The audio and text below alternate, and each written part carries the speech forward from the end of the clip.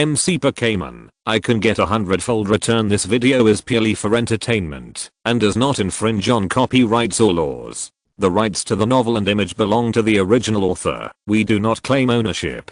Don't like waiting and want to listen to this fanfic in full now? Subscribe to our Patreon, where you'll find the best fanfics. Chapter 226. Vulnerable. Do you have a son-in-law named Dagu? Soon, with the help of the island police, a passage to Team Rocket's underground base was opened. However, the moment the passage was opened, several attacks erupted directly from the mouth of the passage. Several people standing at the entrance of the passage were hit by the attack and suddenly let out a scream. Immediately afterwards, more than a dozen figures wearing Team Rocket uniforms emerged from the passage. This is indeed Team Rocket's base. Seeing this, Miss Juncture exclaimed and shouted at Caddy Dog, "Carty Dog, spray flames." Hearing the order, Caddy Dog opened his mouth wide and sprayed a stream of flames towards Team Rocket and the others. However, the flames were directly blocked and did not cause any harm. At this moment, a burly man also walked out of the passage. Oka looked at the people around him with a disdainful sneer on his face. "I do have some skills, but I didn't expect to be found here." Resistance. Miss Juncture shouted. As she spoke, Miss Juncture waved to the police officers around her and asked them to surround her. "What a joke, is it just you? I, the three warrior beasts of Team Rocket, Oka, have never been defeated by you. Speaking of which, the Juncture family is really eerie. You are everywhere and seem invincible. Researcher Nanace, are you too naive to think that you can save your wife and daughter just by relying on these notes? I can't guarantee whether they are alive or dead now." Oka disdained the police officers around him. Her eyes fell on Dr. Nanace standing next to Zarshan. "You." When Dr. Nanace heard this, he became so angry that he trembled all over. Even Miss Juncture had an angry expression on her face at this moment. The Juncture family members are all over the world. As long as there is a Pokémon Center, there must be members of the Juncture family. The Juncture family and the Joey family can be said to be the most powerful families in the entire Pokémon world. They control the knowledge and power in the two fields of elven medicine and the law enforcement world. That big guy over there, I advise you to surrender quickly, so as not to suffer any more physical pain. Zarshan also said at this time, looking at Oka with a smile on his face. "Who do you think you are? Are you worthy?" Oka looked at Zarshan, his face full of mockery, and said with disdain. Although this young man was an outsider, he didn't believe that this young man had the qualifications and strength to conquer his three warrior beasts. Among them, only the Juncture family is a threat. The others are just a group of chickens and dogs, and they are not his opponents at all. Then you can try it. Zarshan laughed, then took out the Pokémon Ball and released the fire-breathing dragon. Seeing that it was a fire-breathing dragon, the three-beast warrior Roka also pursed his lips in disdain. It turned out to be just a fire-breathing dragon. Come on, kill that fire-breathing dragon. In Oka's opinion, his men alone were enough to kill the fire-breathing dragon. You know, during this period, the Rockets have made big moves into areas, and all the major players in the league have been attracted. Although there is an alliance in the Orange Islands, there is nothing to fear, and no powerful trainers will come. When Zarshan came to Oka, he was just a passionate young man who wanted to help justice defeat evil. After all, in recent years, under the league's propaganda, anyone who is a member of the Rockets is a heinous and evil villain. This is the opinion of most ordinary people on the Rockets. Of course, there are also some people who are not interested in the affairs of the league. Under Oka's order, the rest of Team Rocket also released their Pokémon and surrounded Charizard. "Charizard, spray flames and kill them," Zarshan said lightly. As Zarshan's words fell, a powerful momentum erupted from the fire-breathing dragon, and then a blazing flame gushed out in all directions. All the Pokémon that were members of Team Rocket lost their ability to fight directly under Charizard's move. This really surprises me. Oka also had a surprised expression on his face at this moment. He didn't expect that the young man in front of him was not so simple, and that his strength was not low. Q-Hoo, Spiral Ball. Oka also released his ace Pokémon, level 57 Q-Hoo, intending to directly kill Zarshan's Charizard. Hearing the order, Hachu's exposed body retracted into its hard shell and then spun at high speed, turning into a high-speed spinning ball and heading towards the fire-breathing dragon. That's it? Zacian sneered and said, Charizard, spray flames. Charizard released a flame again, accurately hitting the spinning teapot in the air. Boom. A huge explosion sounded, and Hugh was instantly killed. What? How is this possible? Oka was dumbfounded. He didn't expect his ace Pokémon to die with just one move. You know, his ace Pokémon already has strength close to king level. Even if ordinary gym trainers come, they are no match for him. Needless to say, even if the 4 generals of your rockets come, they will all stay here for me. Zacian said lightly. Who are you? Oka's face was extremely ugly, and she looked at Zacian with horrified eyes. 7 Islands, the capital of the gods. Zacian just said the names of these 2 places. However, when these words reached Oka's ears, her expression suddenly changed. So it's you, you're the trainer. These things have basically spread throughout the rockets. Everyone in the rockets top management knows that there is a number 1 figure. Not only did the rockets plans fail, but it also cost them a lot of manpower, material and financial resources. Sakaki hated this mysterious trainer so much that he did not expect him to appear on the Orange Islands at such a time. Therefore, after hearing this, Oka immediately understood. At first, he thought that the task of finding the dream fossil would be a simple matter, but he did not expect such a change to occur. If this happened, there would be no chance of completing this task. Thinking of this, Oka could not help but reveal a wry smile. In front of this powerful young man, even the 4 generals and others failed, let alone them. Oka still has a clear understanding of the strength of his men.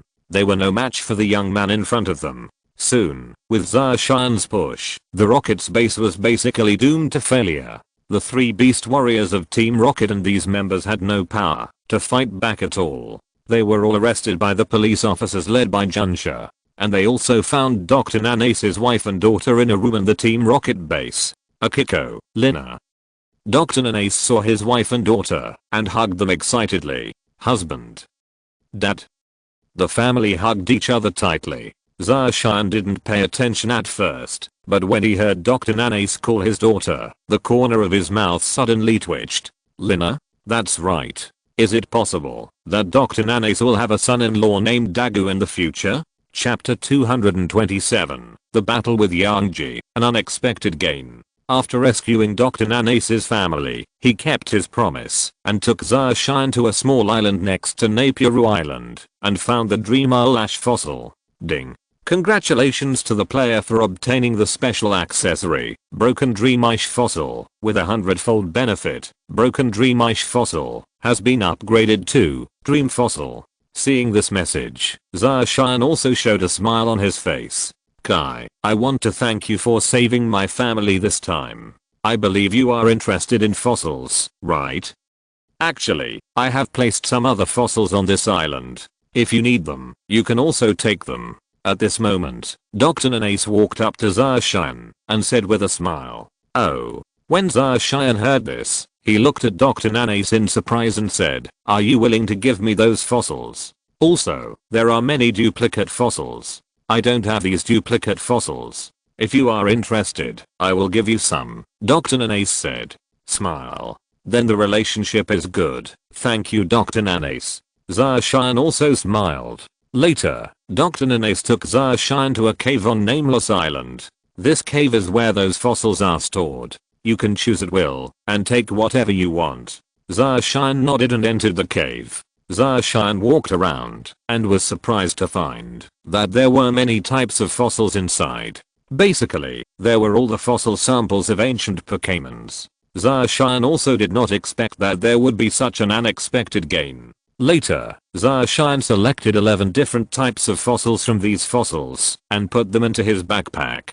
After the root fossil is resurrected, it becomes a cradle lily, and when the claw fossil is resurrected, it becomes an ancient feather insect. The shell fossil is an ammonite, the shell fossil is a helmet fossil, the shield fossil is a peltosaurus, and the skull fossil is a cephalosaur. The dorsal shell fossil is from the Prototheca sea turtle. The feather fossil is from the Archaeopteryx. The jaw fossil is from the baby Tyrannosaurus. And the fin fossil is from the ice and snow dragon. In addition, Zarshan also found a relatively rare amber fossil inside. In this way, the ancient fossil Pokémon have basically finished collecting them, and it only remains to resurrect them. When the time comes, return to the main world, get a fossil cleaning machine and a resurrection machine, and resurrecting them will also have ancient fossil Pokémon.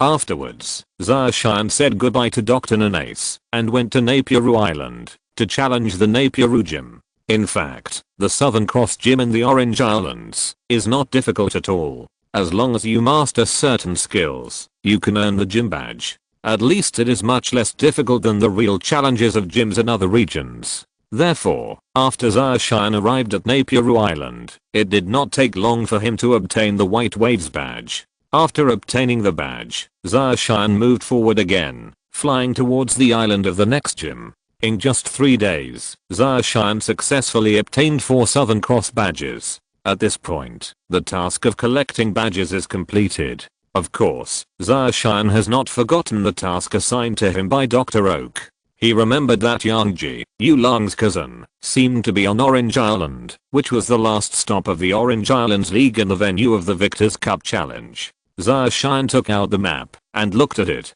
He was now on Liugan Island, and the location of Citrus Island was west of Liugan Island, not too far away. If you take the Pokémon flight to here, you'll be able to get there in no time. In that case, take a trip. About half a day later, Zarshan also arrived at Citrus Island. As soon as he arrived at Citrus Island, Zarshan saw the island's iconic building, Citrus Sports Ground. As the head coach of the Orange Islands, Yuoji spends a lot of time at the Orange Stadium. It didn't take long for Zarshan to find Yangtze. Hello, my name is Kai. I come from the Kanto area. Your cousin Do asked me to bring you something. Zarshan said straight to the point. My cousin's stuff? Yangtze looked at Zarshan with some confusion. Zarshan handed Yangtze the stuff he took from Dr. Oki in his backpack. Yangtze took the thing, opened it, and said with a smile, "It turns out to be this. I thought my cousin gave me something." "Thank you very much." Yangtze thanked Zarshan. "You're welcome." Zarshan shook his head and said, "You should be a trainer too, right?" Yangtze looked at Zarshan and asked curiously, "That's right. What's wrong?" Zarshan looked at Yangtze in confusion, wondering what else he had to do. "It's like this. I want to have a Pokémon battle with you. Of course, if you beat me, you can get a reward. I wonder if you'll accept it?" Yangtze said with a smile, "Okay." Zarshan's eyes sparkled and he nodded. Later, under Yuce's leadership, Zarshan came to the battlefield. "Go, Big Rock Snake." Yangji directly released his starter Pokémon, a level 46 Big Rock Snake. Zarshan smiled lightly and released the Pokémon. The fire-breathing dragon appeared on the battlefield with an extremely fierce momentum. "Charizard? Kai, your Charizard seems very strong in terms of momentum." As Yuce spoke, he waved his hand towards the Big Rock Snake and said, "Use Rock Avalanche." He flicked his tail and slapped hard on the ground. A huge rock flew out and shot towards the fire-breathing dragon. Seeing this situation, Zarshan just smiled lightly and said, "Charizard, split." As soon as Zarshan finished speaking, Charizard's figure had already rushed out, revealing its sharp claws and slashing at the oncoming rocks. Boom. In an instant, the rock was split into pieces. Spray flames. After splitting the rock, the fire-breathing dragon's speed did not slow down and shot towards the Big Rock Snake again, then opened its mouth and spat out a stream of flames. The raging flames roared out, and the speed was so fast that the Big Rock Snake had no time to react and was directly hit. In an instant, Big Rock Snake's health hit rock bottom. It lost its ability to fight and fell to the ground. Okay, how strong? Yangtze was also a little dumbfounded. He didn't expect his Big Rock Snake to fall right after a round of attacks. Yangtze took a deep breath and said solemnly, "Kai, I didn't expect you to be so strong. Diarant monster, go away." Yangtze took back the Big Rock Snake and replaced it with the second Pokémon, Variety Monster. When the variety monster first appeared on the scene, it used its unique transformation technique and directly transformed into a fire-breathing dragon. Change monster, spray flames. It's useless, my fire-breathing dragon is more powerful than that. Zacian laughed. Jet flames, press back. The two jet flames directly collided with each other, and the fiery red light illuminated the entire battlefield. However, the variety monster's jet flames didn't last long, and were directly suppressed. The variety monster was also hit by the fire-breathing dragon's flames, and directly lost its ability to fight. Yangtze was speechless. He had never imagined that the fire-breathing dragon of the young man in front of him was so powerful. His two main Pokémon couldn't even make a single move in their hands. Jenga, come on. Yangtze released the third Pokémon, the level 54 Jenga. However, the results didn't change at all. Jenga was no match for Charizard. Shortly after entering the field, Charizard directly defeated it. The fourth is a level 56 Bulbasaur. The fifth is a level 55 Electric Beast. They were all defeated one by the fire-breathing dragon. Kai, your fire-breathing dragon is so powerful. UC said in astonishment. My last Pokémon is my starter Pokémon, and its strength has reached the level of a king. With a flash of white light, Yuji's trump card, the level 65 Kualong, suddenly appeared on the field. Kualong? Zacian was a little surprised. Kualong is one of the quasi-gods unique to the Kanto region. It is relatively rare and difficult to see in the wild. However, as a member of the Yulong family, it is not surprising that Yuji can possess a fast dragon. The trump card of the four heavenly kings and champions is a fast dragon. Xianichan, the gym trainer of Yanmojim, also has a fast dragon as his ace. This is one of the representative Pokémon of the Yulong family. Although Yangtze has sent out his trump card, the gap in strength between Kualong and Charizard is still huge. Therefore, the result was disappointing for Yuji. Zacian directly dressed him up and had his head shaved. Kai, you are very strong. I haven't met a trainer as strong as you in a long time. UC sighed. As a reward for fighting me, I'll leave this to you. Yangtze said, taking out a small box from his pocket and handing it to Zacian. Is this it? Zacian looked at Yangtze in confusion. You'll find out when you open it and take a look. This is a magic bead I got on a ruin island far away from the Orange Islands. It seems to be related to the legendary Pokémons. Is it specifically? I don't know how it works, so I'll give it to you now. Yangtze said with a smile. Zacian slowly opened the box and saw a fist-size bead in the box. However, this bead is not complete and is probably broken by 1/3. This is it? Latias Evolution Stone. After seeing this bead, Zacian's face suddenly showed a surprised expression. He didn't expect Yangtze to have a Latias Evolution Stone here. This was an unexpected surprise. Ding. Players get special accessories. Broken Latias Evolution Stone X1. 100 times bonus. Broken Latias Evolution Stone is upgraded to Latias Evolution Stone. After putting away the Evolution Stone, Zacian said goodbye to UC. Overall, this trip to the Orange Islands was quite fruitful, and I unexpectedly obtained a Latias Mega Evolution Stone. After leaving the arena, Zacian returned to the main world. After that, Zacian took out the Pokémon mobile phone and teleported towards Novice Village, where the quest was handed in. I don't know what the reward for completing the task of collecting badges will be. Since it is an epic quest, it should be richer. A trace of expectation arose in Zacian's heart. Chapter 228, Gather the Evolution Stones and Clone Mewtwo. In Novice Village number 10,086, a white light flashed, and a player wearing a red and white peaked cap appeared in this Novice Village. This player is naturally Zacian, who has just returned from the Orange Islands. Zacian looked around and found that there were still relatively few players in the Novice Village. It is now during the championship tournament. Most of the players have gone to Dragon City, leaving only a small number of players still leveling up in the wild. Therefore, it is much more deserted than before. According to the mission instructions, the location of Mr. Mewtwo's house is a small wooden house near the beach. Zacian walked straight to the seaside and soon saw a lonely hut. To be precise, it is not a hut, but a small dock. There is also a speedboat parked by the dock in front of the wooden house. It should belong to Old Man Muto. Zarshan came to the wooden house and knocked gently on the door. Who is it? An old voice came from inside the house. Hello, are you Old Man Muto? Zarshan asked. After a moment, the door of the wooden house opened, and an elderly figure walked out from it, dressed in a simple sailor uniform. The old man looked at Zarshan and asked doubtfully, I'm Old Man Muto. Do you have anything to do with me? That's right. I heard earlier that you were collecting the crossed star badges from the Orange Islands. I've already collected all of them. Understood. Zarshan said, taking out the Southern Cross badge box from his backpack and handing it to Old Muto. The Orange Islands badge.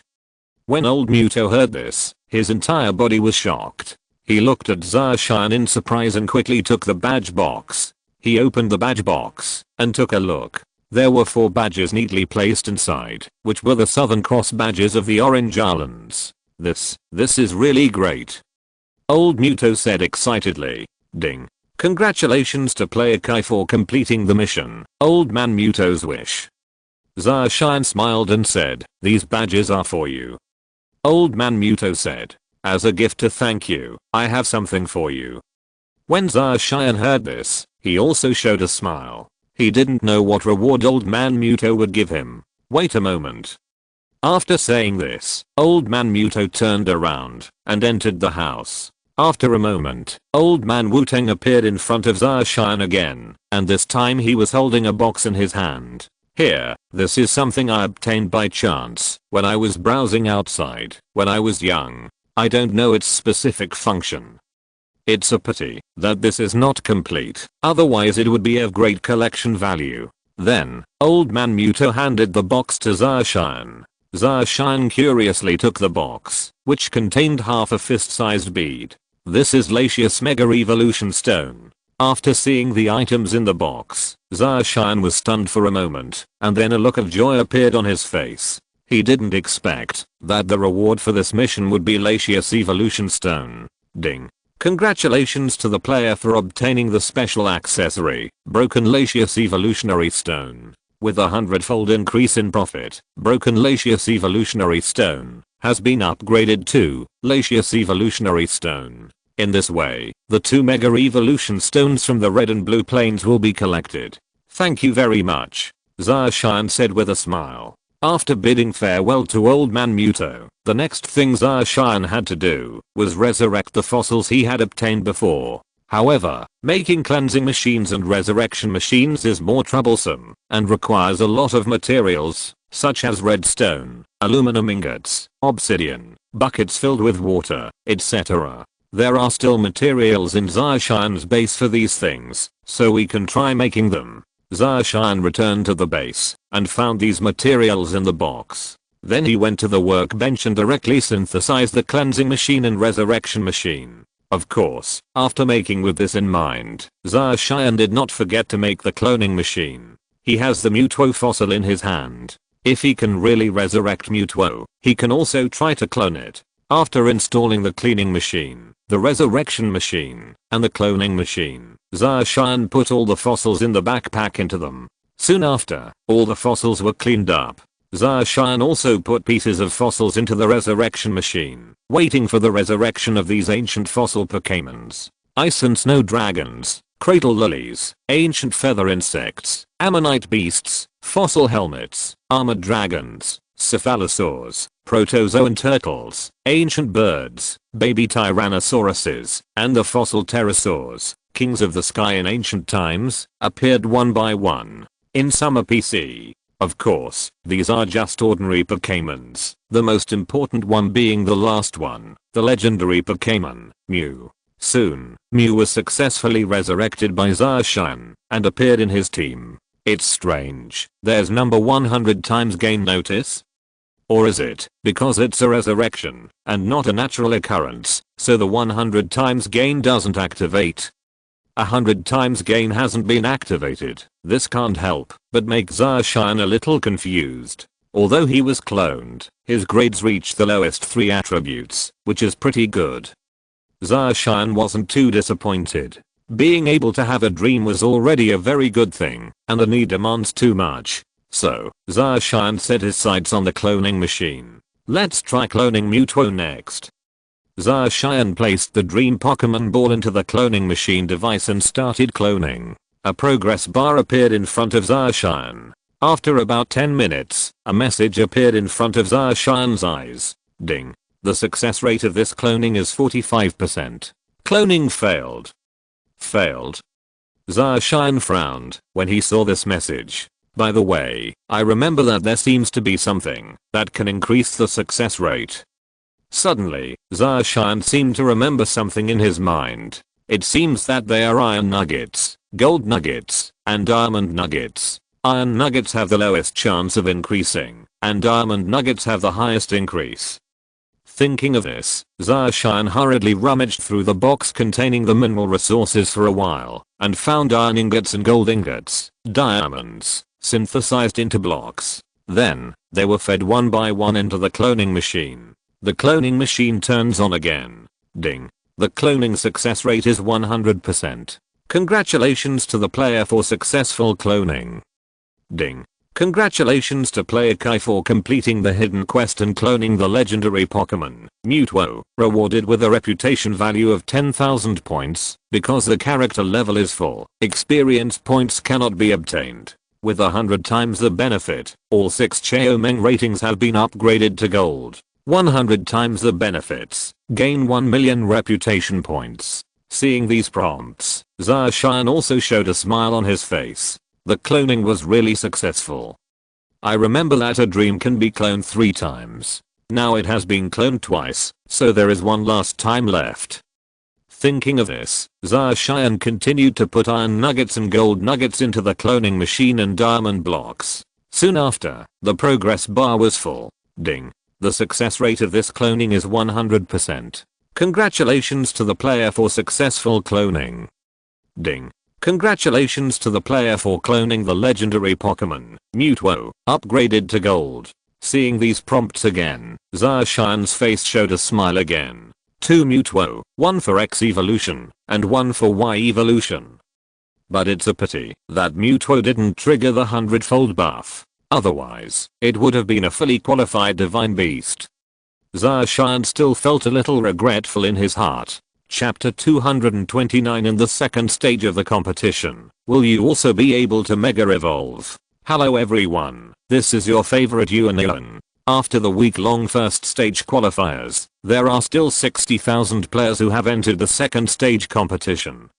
This stage of the competition is still based on an elimination system. The proportion of players advancing to the next stage of the competition is about 1/3 of the total number of players. So, overall, the competition at this stage of the competition is quite fierce. With every 5 players in a group, each player in the group plays a battle, and the player who wins a game gets 1 point. After all the battles are completed, the one with the highest points will advance to the next stage of the competition. In the Longdu arena, the commentator Yuan explained the rules of the game to the players watching the live broadcast. At this time, Zarshan had already arrived at the hall, preparing to compete. Ding. The team assigned by player Kai is team number 3434. You are about to enter the competition. Players, please be prepared. Not long after, a message appeared in front of Zarshan's eyes. However, not long after this message appeared, another message to choose a Pokémon appeared in front of Zarshan. In fact, this stage of the competition is basically not difficult for Zarshan, and there is no need to set up any special equipment. Simply put, it is just a matter of blindly making choices. Bulbasaur, Flame Chicken, Tibulim, Water Arrow Turtle, Kualong, Jenga. Ding. The competition is about to begin. Enter the battlefield. 3, 2, 1. Inch after this message appeared, Zarshan's eyes blurred, and when the scene appeared again, he had already entered the battlefield. This time he fought on a rocky surface. At this moment, the player standing in front of him was a player named Yifeng.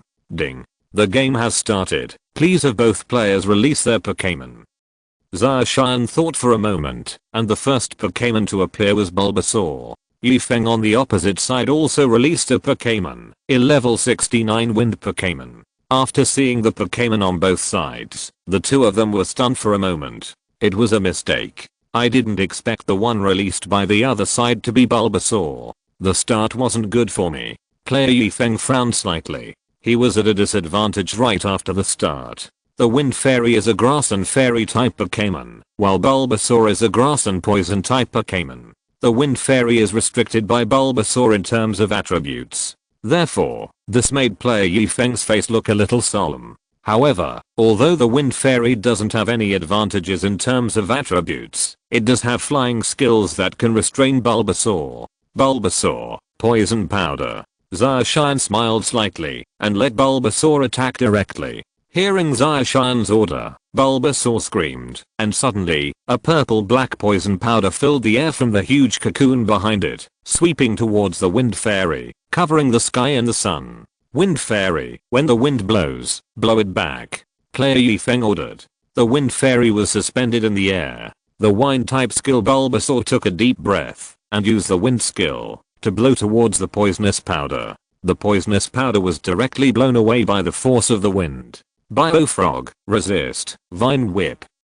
Being attacked by the Wind skill, Bulbasaur suffered a lot of damage, with a pained expression on its face. However, when it heard Zacian's order, the huge flower bud burst towards the Wind Fairy. Zacian also notes that the damage caused by grass-type skills to the Wind Fairy is not very obvious, but the purpose of allowing Bulbasaur to use the Vine Whip is not this. Wind Fairy, get out of the way. Player Yifeng replied calmly, Sleep Powder.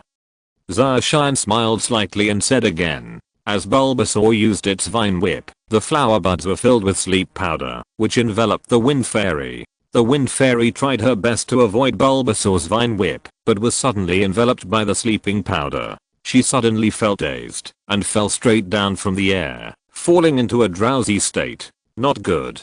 Player Yifeng's expression changed, and he quickly took out the Pokémon Ball, trying to replace the Wind Fairy. But at this moment, Zacian spoke again. Bulbasaur, grab it with the Vine Whip, and use poison to attack. Soon, Bulbasaur's Vine Whip was wrapped around the Wind Fairy's body, and at this moment, the red light of Yifeng's Pokémon Ball also flashed on the Wind Fairy's body. On the body. Ding. The Wind Fairy is entangled, and cannot change the spirit. When the player Yifeng saw this situation, his expression also changed. He did not expect that he would be entangled by the Vine Whip, and could not take it return the spirit. At the same time, when the comatose Wind Fairy was hit by the Bulbasaur flower poison, her blood volume hit rock bottom and she instantly lost her ability to fight. Instant death. Although the Wind Fairy's level is quite good, there is still a huge gap compared to Bulbasaur. Coupled with the fact that Bulbasaur's skills are at maximum level and its attributes are restricted, the damage is simply off the charts. Go, Jenga. Player Yifeng took a deep breath, and then released the second Pokémon, level 70 Jenga. Jenga. Zacian smiled lightly, not caring at all. Jenga, strange light. Jenga heard the order, smiled arrogantly, and then a strange light bloomed, shining in the direction of Bulbasaur. Biofrog, the fallen flowers are in full bloom. When the opponent asked Jenga to use strange light, Zacian had already guessed the opponent's tactics. However, in the face of absolute strength, all tactics fail. Just kill it. Bulbasaur was illuminated by the strange light and his thinking fell into chaos, but he still launched the attack. In an instant, a storm of snowflake-like flying leaves swept across the battlefield. Falling flowers is a large-scale attack, so Jenga also suffered a lot of damage on the battlefield. Although it has a strong resistance to grass-based skills, because the skills are too powerful and the difference in strength level between the two is huge, Jenga's health is still halved. Is the damage so outrageous? Seeing the state of his Jenga, player Yifeng also looked a little ugly. Jenga, use misfortune never comes alone. The effect of misfortune never comes alone is to attack one after another, which can cause greater damage to opponents in an abnormal state. Boom. Boom. Boom. Jenga attacked Bulbasaur continuously, and Bulbasaur suddenly showed a look of pain. Its health plummeted, and soon only a third was left. It's a bit troublesome. Bulbasaur, let's do it again.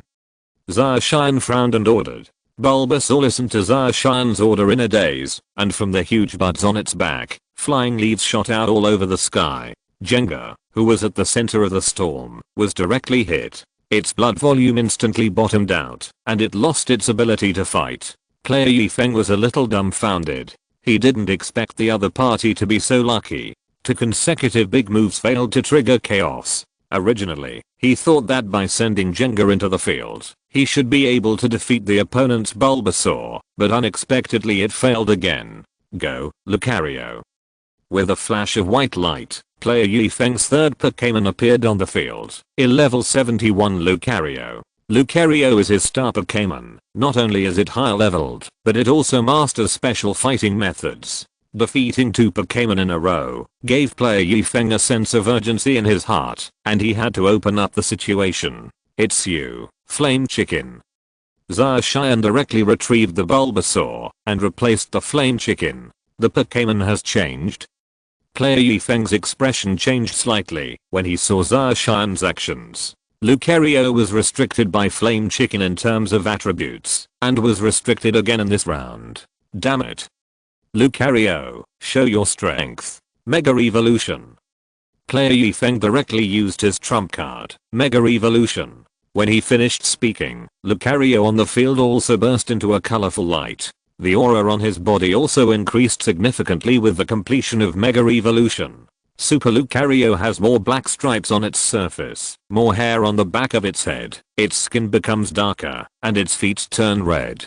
The milky white fur on the body becomes longer, the thighs become thinner, and more thorns grow on the back of the hands and the soles of the feet. Can the blue dog Mega Evolve? It's interesting. Zacian also showed the evolution keystone in his right hand and said, Flame Chicken, Mega Evolve. As Zacian's words fell, the Flame Chicken was also dazzling. The light burst out. Crap, you can do that too? Player Yifeng's mentality collapsed. In reality, there are very few players who can use Mega Evolution. Although there are many super bosses, you still have to rely on luck to obtain the evolution keystone. Therefore, only a very small number of players can perform Mega Evolution. If you're listening to this novel on a channel other than Fanfic World, it means they downloaded and uploaded it without effort. We cordially invite you to visit our channel, Mundo Fanfic Novelos. There you'll find the original version of this story and you can explore many other novels of various genres. We're waiting for you to immerse yourself in a world of incredible novels. Chapter 230. Lucario, Sword Dance, Close Combat. The player Yifeng gritted his teeth and took the initiative to launch the attack. Originally, he thought that he could gain some advantages by relying on the trump card of Mega Evolution. However, the opponent can also Mega Evolve, making Yifeng completely frustrated. In other words, his plan has completely failed. When Lucario heard the order, a powerful aura surged from his body, his eyes became sharp, and he moved towards the Flame Chicken. Flame Chicken, get in shape, and then use Flame Kick. Zacian smiled slightly, looked at Lucario who rushed over, and ordered the Flame Chicken. Chap. The Flame Chicken shouted, and then puffed up its chicken, showing a streamlined beauty. Then, the Flame Chicken's eyes firmly fell on Lucario. When it was about to arrive in front of it, the Flame Chicken's figure finally moved. Break. The Flame Chicken stomped on the ground with force. Its entire body jumped up, its soles were engulfed in flames, and it kicked hard towards Lucario. Boom. The Flame Chicken kicked Lucario hard, causing a dull sound. Lucario was kicked like that, and a painful expression suddenly appeared on its face. The huge force came and caused its body to fly backwards. However, when it was flying backwards, Lucario punched back and hit the Flaming Chicken's body hard. Bang! Lucario fell heavily to the ground, and its blood volume was instantly emptied under the Flame Chicken's attack. Although the Flame Chicken was attacked, the damage was not enough, and its health was only reduced by 1/3. Until now, only one Pokémon is still standing on the field. Damn it. When player Yifeng saw this situation, his expression changed severely, looking extremely ugly. Until now, he has defeated 3 Pokémon, but the opponent is still intact. Go, you thorny shell. Player Yifeng gritted his teeth and released the 4th Pokémon. With a flash of white light, a level 72 spiny shell appeared on the battlefield. The spiny shell. The spiny shell is a water and ice type Pokémon. It has always been known as the dragon killing shell, but unfortunately, there is only Koalong, a dragon type, in the team Zarshian selected this time. Although the flame chicken is somewhat restricted in terms of attributes, it is still extremely easy to defeat this spiny shell. Flame chicken, charge forward and kick twice. Zarshian said lightly. Spiny shellfish, spiked cannon. Seeing the flame chicken taking the lead in attacking, player Yifeng's expression condensed slightly, and then he gave the order. As soon as the voice fell, the spikes on the scallops shell flew towards the flame chicken. Flame chicken, bounce. Zarshian frowned and let flame chicken jump. The flame chicken that originally attacked the thorny shell had to change its attack when it saw this situation. Then, it slightly bent its legs and suddenly jumped into the air. However, after the thorny shell shot out a round of needles, it was not over yet. The second round of needle attacks came again. The air of the entire battlefield was filled with overwhelming needles. This time, the thorny shell had better luck and attacked for 5 rounds. Although Flame Chicken tried its best to avoid it, it was still hit by the needle and suffered a lot of damage. Now its blood volume is only half. Well done, thorny shell, keep stabbing the barrel. When player Yifeng saw this situation, a smile appeared on his face. Subsequently, on the battlefield, spiked attacks shot towards Flame Chicken like an overwhelming force. Puff puff puff. The spikes continuously hit the flame chicken's body, causing its blood volume to drop rapidly, and soon only 1/3 was left. In this round of attack, the thorny shell still launched 5 rounds of spikes. Is it a continuous attack characteristic? Zarshian raised his eyebrows and suddenly thought of a possibility in his mind. For Pokémons with continuous attack characteristics, when they use attack skills whose number of attacks fluctuates between 2 and 5, the number of attacks will be fixed at 5. If the opposing thorny shell has this situation many times, it is most likely due to its continuous attack characteristics. Thinking of this, Zarshian smiled slightly and said, "Flame Chicken, come back to life and kill it." Hearing the order, Flame Chicken burst out with turbulent momentum and rushed straight towards the direction of the thorny shell. At this moment, the power of the Flame Chicken's entire body exploded. Its speed reached the extreme, and it almost exploded with all its strength. Not good. Seeing this situation, player Yifeng's expression changed drastically. However, before he could give the order, the Flame Chicken's offensive had already followed. In an instant, the Flame Chicken's fist hit the spiny shell's body hard. The ability to resurrect the dead is that the smaller the blood volume, the more powerful the attack. The Flame Chicken only has 1/3 of its health left, so it's a good time to activate this ability. In less than a moment, the spiny shell instantly lost its ability to fight under the Flame Chicken's attack. The fighting skills are greatly restricted for the spiny shell. Therefore, the spiny shell has no resistance at all. Win. Player Yifeng cursed angrily, reluctantly taking back the spiny shell and releasing his 5th Pokémon, the level 69 dragon-headed gopher. However, the final result made player Yifeng twitch. The dragon-headed gopher immediately lost its ability to fight within 2 minutes of playing the game. Although the Flame Chicken only has 1/3 of its HP left, its combat effectiveness cannot be ignored. Bangala, go. Player Yifeng knew that it was almost impossible for him to win this game. The opponent has not defeated even 1 Pokémon so far, and has defeated 5 Pokémons. The outcome of this game is almost certain. Of course, even as the last Pokémon, player Yifeng does not have the habit of admitting defeat. With a flash of white light, level 70 Bangula appeared on the battlefield. Seeing this, Zarshian took back the Flame Chicken, which was low on health, and released the Water Arrow Turtle. Soon the final battle begins. As soon as the battle began, Bangula fell into a disadvantage. Not only are they limited in terms of attributes, but the level gap is also extremely large. The strength of the 2 Pokémons is no longer at the same level. It can be said that there is basically no suspense in the battle. In less than 2 minutes, the Water Arrow Turtle secured the final victory with an absolute advantage. Ding. Congratulations to the player for winning the game and gaining 1 battle point. The next battle will begin in 5 minutes. Please do not leave the arena. After this message appeared in front of Zarshan, he was teleported back to the hall. At the same time, a 5-minute countdown also appeared in front of Zarshan's eyes. Ding. The match was successful, and we are about to enter the battle. The countdown is 3, 2, 1. 5 minutes passed in the blink of an eye, and soon, Zarshan entered the competition venue again. Chapter 231, Hatching, heading to Leris City. There was almost no suspense in the next game. Zarshan ranked first in the group in points and successfully obtained a ticket to enter the next stage of the game. Ding. Congratulations to player Kai for winning. Your current competition points are first in the group. Congratulations on entering the next stage of the competition. The next stage of the competition will be in a week. Players are requested to participate. If the time runs out, then it is considered as quitting the game.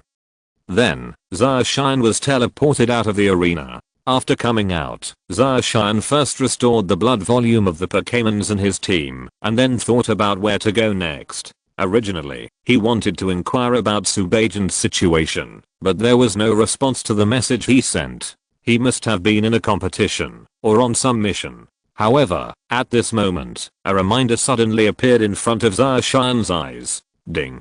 Congratulations to the player for creating a legendary Pokémon, Deoxys. With a 100-fold buff, all 6 of Deoxys' attributes have been upgraded to gold.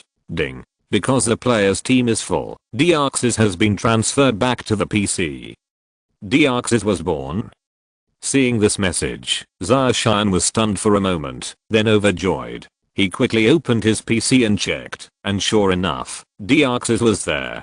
Deoxys level 1 gender, none attributes, superpowers features, sense of oppression hidden features, none size, high life ratings, gold attack ratings, gold defense ratings, gold special attack ratings, gold special defense ratings, gold speed ratings, gold comprehensive combat power, 200 intimacy, 50 skills, stare LV1, squeeze LV1 carried items, none since it was born. Doesn't it mean that the plot of Visitors in the Sky is suddenly about to start?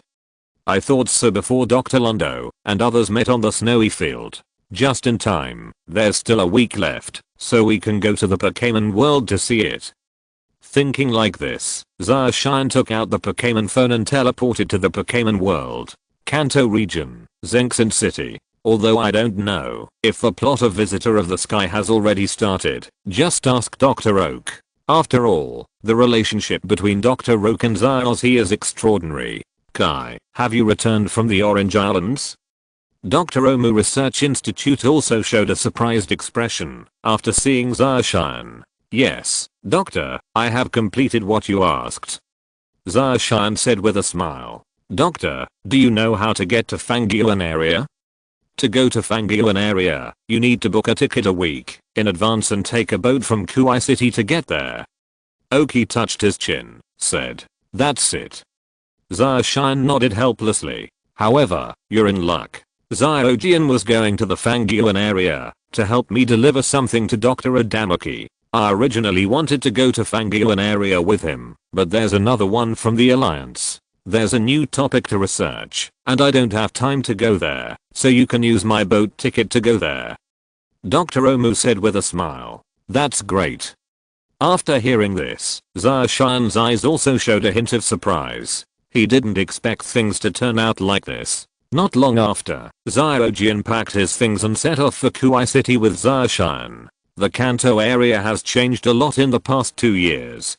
Technology and infrastructure have developed. A bridge across the bay to Kuai City has been built to the east of Joban City near the sea. The path that originally required a detour from Nibi City and Ujian Cave has become more convenient. Thus, after cycling with Zyojian across the Bay Bridge for about a day, Zarshan and Zyojian also arrived at Kuai City. Later, the two of them boarded a ship heading to Fangyuan area. About 3 days later, Zarshan and Zyojian also arrived at Fangyuan area. After arriving at Fangyuan area, Zarshan and Zyojian parted ways.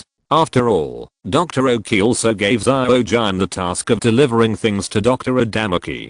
After arriving at Fangyuan area in summer, Xiaozi and others also took the train to Laris City. Zaoshan took out the map from Fangyuan he had obtained before and checked it. The location of Laris City is on an island east of Shujing City. He checked the route and found that there was a ship heading to Laris from Kana City. Speaking of which, the plot of Visitor in the Sky is a relatively important plot, and I don't know what kind of tasks it will trigger. After all, ordinary tasks can no longer arouse Zaoshan's interest, and only these important tasks can make Zaoshan have some interest. In addition, if you complete these important tasks, you will receive generous rewards. Laris City is a modern high-tech city with world-class scientific research capabilities. At the same time, Laris City is also an independent force. It is not yet under the jurisdiction of the Fangyuan Alliance. It can also be said to be a city-state. In fact, there are many countries in the Pokémon world that are independent of the Alliance's huge strength, such as the Milizu Kingdom, Oradron City, Scourge Kingdom, etc.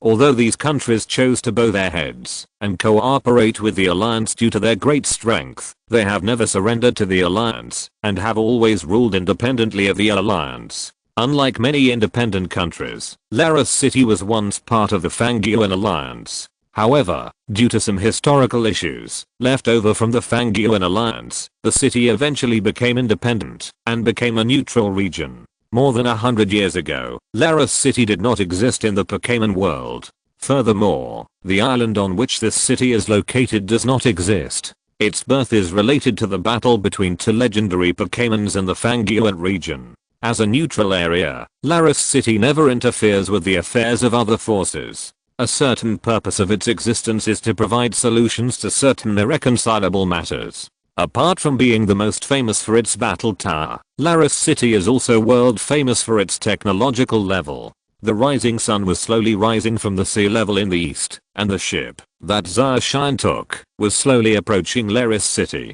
Zaoshan stood on the deck, looking at a city in the distance that was obscured by the sea fog. A look of surprise flashed in his eyes. The island where Laris City is located is like the Optimus pillar in the sea, high above the sea level. Even from a distance, one can see the steep and rugged rock walls of the island. However, Laris City is, as rumored, a very technologically advanced city with a large number of modern glass elevators installed on the steep rock walls. Beneath these glass elevators lies a huge port built on the sea. Currently, only a portion of this port can be seen in the summer. It was built completely around the entire island and its scale shocked Zaoshan. If Zaoshan didn't know that this was just a copy of the Pokémon world, he might have thought that the scene in the Pokémon world was completely displayed in front of him. This game is really realistic. I have to say that it is an epoch-making game. I really don't know where the people who designed this game got the inspiration to design these cities. Zaoshan also sighed lightly. Chapter 232, A Coach of Unknown Origin. Xiaozi was ridiculed. The ship quickly stopped at the port and Zaoshan also came to the ground along the stairs that landed on the dock. Welcome to Laris City, come and smile. At this moment, a robot composed of squares flew in front of Zaoshan, stretched out a camera, and took pictures of Zaoshan. Anyone who comes to the city needs a Laris City pass. Because this city has been handed over to computer management and all order is maintained by electronic equipment and robots, it is truly a high-tech city with intelligent management. This is your pass in Laris City. Keep it safe, and don't lose it. The robot handed the card with Zaoshan's identity information printed on it to Zaoshan, and then flew towards the other tourists. Ding. Players get special props. Laris City Pass. Special props. Can't get 100 times more profit. Zaoshan put the pass into his backpack and observed everything in this city with great curiosity in his eyes. Speaking of which, these robots were quite powerful. He remembered that in the movie version, these cube robots could even defeat Rayquaza. Although it is only a temporary suppression, it is enough to show the power of these robots when they unite. However, although the robot gave the summer pass, he did not find any information about summer on the internet. Therefore, this anomaly was directly displayed in the central control room of Laris City. What's going on? Seeing the sudden anomaly on the big screen, Miss Junsha, who was sitting in the central control room, was stunned for a moment, and then focused on it. Unidentified trainer? What was displayed on the screen was Zarshian's image and some information, but the strange thing was that the information was blank for a while. At the same time, in a laboratory in Laris City. Still not working? Dr. Lundo looked at the green meteorite without any movement, with a hint of disappointment in his eyes, and finally sighed, and said with regret, "Ever since the meteorite was brought back 4 years ago, Dr. Lundo, the high-level person in charge of the high-tech research facility in Laris City, and his assistant Yuko began researching the meteorite. Unfortunately, 4 years have passed, and little has been achieved with this meteorite. Drive Lundo."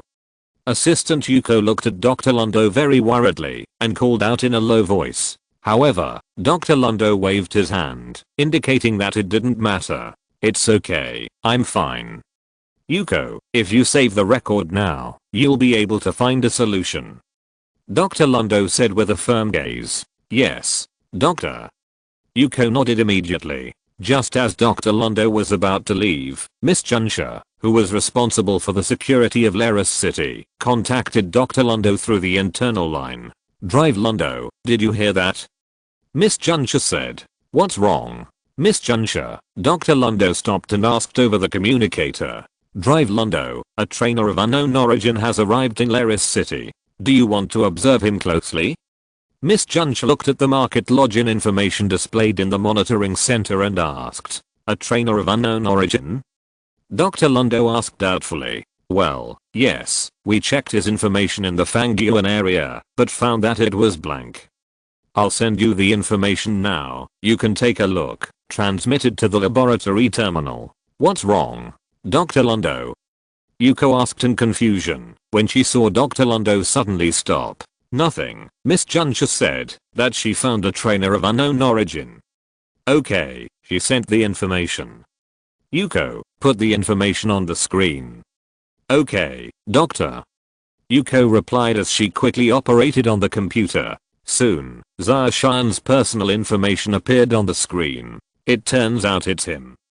After seeing Zarshian's photo, Dr. Lundo suddenly felt a little familiar, and then remembered the coach he met during the expedition to the ice field 4 years ago. He remembered that at that time he also gave his son Ziocheo a Lalulassi, and gave him an egg incubation device. Unexpectedly, 4 years later, he would see this young man again in Laris City. It is that young man in the ice field 4 years ago.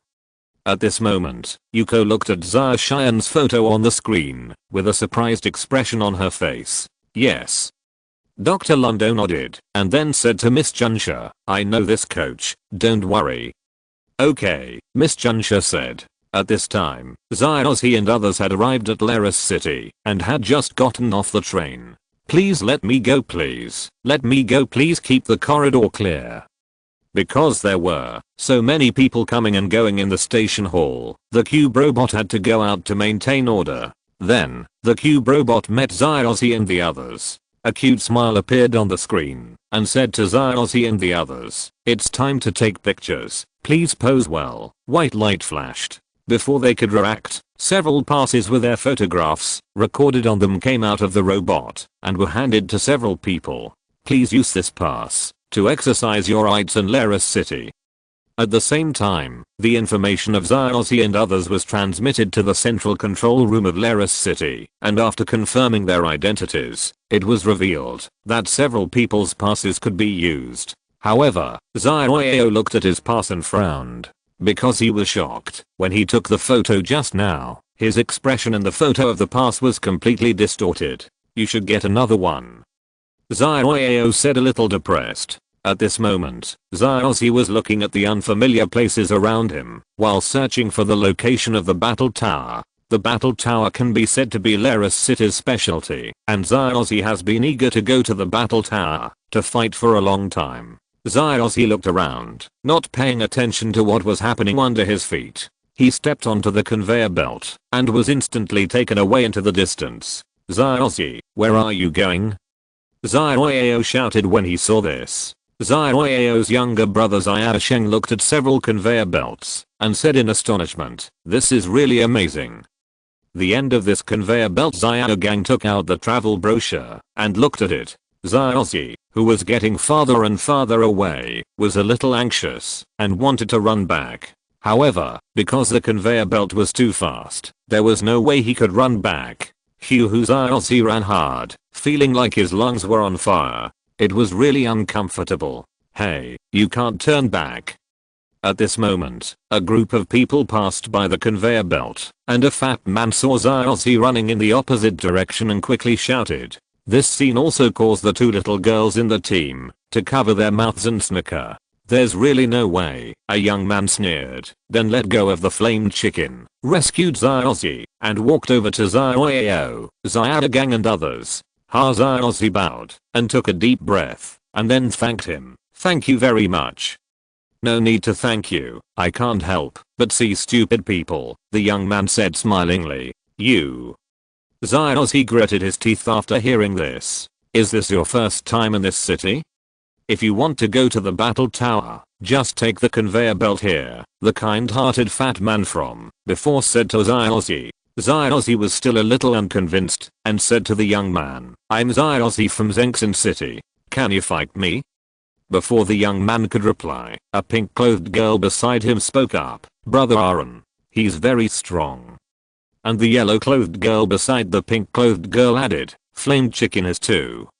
Although Zyozzy didn't care, Zyoshen couldn't bear it. After all, after traveling with Zyozzy for so long, I know that Zyozzy is quite strong. So, Zyoshen stood up and directly sneered, you're very strong? I don't know who's stronger compared to Zyozhi. Brother Aaron must be stronger. The pink-clothed girl hurriedly said. However, Zyoshen smiled disdainfully and said, really? Zyozzy is in the top 8 at the Kanto Region Quartz Conference and the top 4 at the Johto Region Silver Conference. I wonder what ranking Brother Aaron has earned? Hearing this, the pink-clothed girl didn't know what to say. At this moment, Zyozzy was also a little helpless. He pulled Zyadasheng and said, okay, Zyadasheng. When the young man named Aaron saw this situation, he didn't want the atmosphere to become too tense, so he quickly walked out to smooth things over. Anyone can participate in the battle tower. I can fight you at any time, Zyozzy. And being able to challenge a powerful trainer, Flame Chicken will definitely be very excited. Chapter 233 Meeting Zyacheo and the duo battles. Okay, then come here. Zyozzy nodded when she heard what the other party said. The yellow-clothed girl secretly took out the communication terminal and checked Zyozzy's information. It was exactly what Zyasheng said. When every visitor enters Leraus City, their information is uploaded to the central control room and anyone can see it. At this moment, a young girl with purple hair walked past everyone and said, Aaron, today is the day I fight you. I must fight you. After Zyadagang saw the young girl, he directly fell in love and exclaimed, wow, what a beautiful elder sister. Please, however, before Zyadagang could rush forward, Zyadasheng grabbed his ear and pulled him back. At this moment, the fat man in the crowd said, that woman is Miss Zyanatung, who attaches great importance to data and uses it in Metagross. I tell you, she is also very strong. Of course, maybe compared to Zyanatung, Zilly, there is still a little difference. Now that they know Zyoz's background, these people naturally can't brag anymore. Then, the fat man continued, my name is Shota, and my partner is Water Arrow Turtle. Seeing this, Zyao and others introduced themselves. Shota's eyes fell on Zyao and said, well, you seem very cute. When Zyao heard this, he had goosebumps all over his body, and he took 2 steps back in embarrassment. At this moment, Zyasheng's glasses reflected the light of wisdom. He adjusted his glasses and whispered, that's because you don't know anything. A sister said on the conveyor belt, is that the battle tower? I'm really looking forward to it. Zyozzy looked at the towering battle tower not far away with a look of excitement on his face. You are truly a fighting maniac, Mr. Zhi. After arriving at the battle tower, Zyozzy immediately logged in as a player, and Zyao and others naturally went to the auditorium. However, Zyozzy, who came here for the first time, was lost in the battle tower. Strange, where is this? There's a library. Zyozzy looked at the surroundings with a surprised expression on his face. At the same time, Zarshan also entered the battle tower and met an acquaintance. Brother Kai, are you coming to Leris City? After seeing Zarshan, the silver-haired Xiao suddenly showed a surprised expression on his face. Xiao, I didn't expect to meet you here. Zarshan said with a smile. Then, the two of them walked and chatted. After going upstairs, Xiao also saw Zarshan with Xiao and ran over in surprise. Brother Kai, why are you here? Hearing this, Zarshan turned his head and saw Xiao, then greeted him and said with a smile, I was just traveling here again. Xiao said excitedly. Then, Xiao's eyes fell on Xiao and he was about to speak. However, before Xiao could ask any questions, Xiao suddenly had a flash of fear in his eyes after seeing Pikachu on Xiao's shoulder and quickly took 2 steps back and ran into the distance. Huh? What's going on? You don't have to be so scared, right? Xiao looked confused and quickly chased after him. Seeing this, Zarshan shook his head helplessly and then chased after him. Finally, the 3 of them entered the elevator. I just want to ask. I want to participate in the competition here. I don't know where to log in. Can you tell me? Xiao asked. Superboy was still extremely scared of Pikachu coming over and was too scared to make a sound.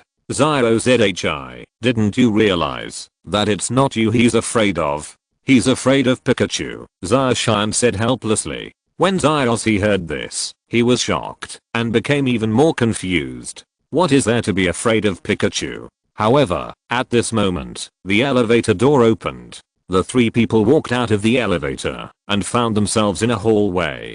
There was a staff member dressed in grey clothes standing in the hallway. Hello, we want to participate in the competition. Xiao said. I know, you can automatically log in right here, the staff member said with a smile. I don't know how to battle Pokémons. Xiao said hesitantly at this moment. At this moment, a mission message also appeared in front of Zarshan. Ding. Play trigger the mission and help Xiao win the first battle. Seeing this message, Zarshan also smiled slightly, then looked at Xiao and asked, I remember that I didn't give you one 4 years ago. Lalulasi. How is she now? Lalulasi is in my father's laboratory. Xiao said. Ah, why is this? It seems that only 2 people can participate in the competition. Xiao exclaimed. That's it, then I'll lend you a Pokémon. Zarshan said with a smile. Zarshan also understood at this moment that the reason why Xiao was afraid of Pokémons was probably because of what happened 4 years ago. Anyway, he has no interest in participating in the battle and is simply abusing the food here. In this case, let the little super generation fight, which will bring the 2 of them closer together.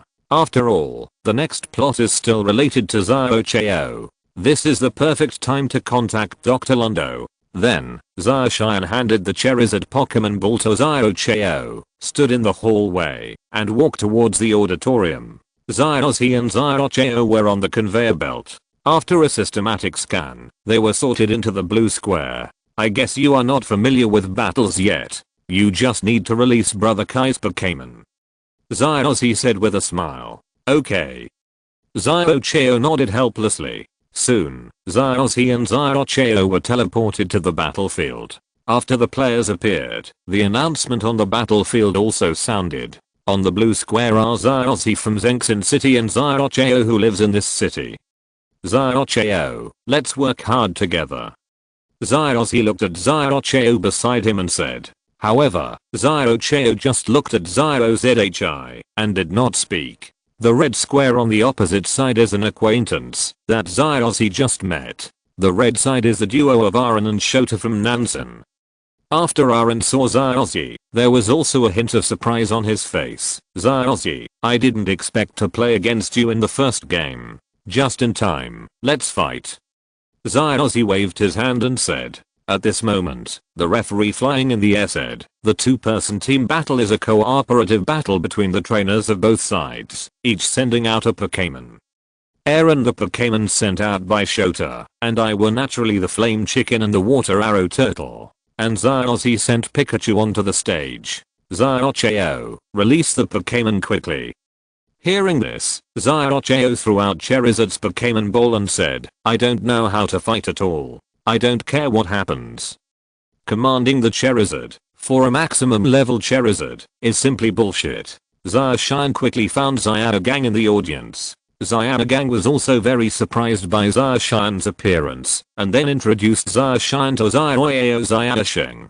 Kai, that fire-breathing dragon on the field should be yours, right? Zyanagang asked, looking at the familiar fire-breathing dragon on the field. Not bad.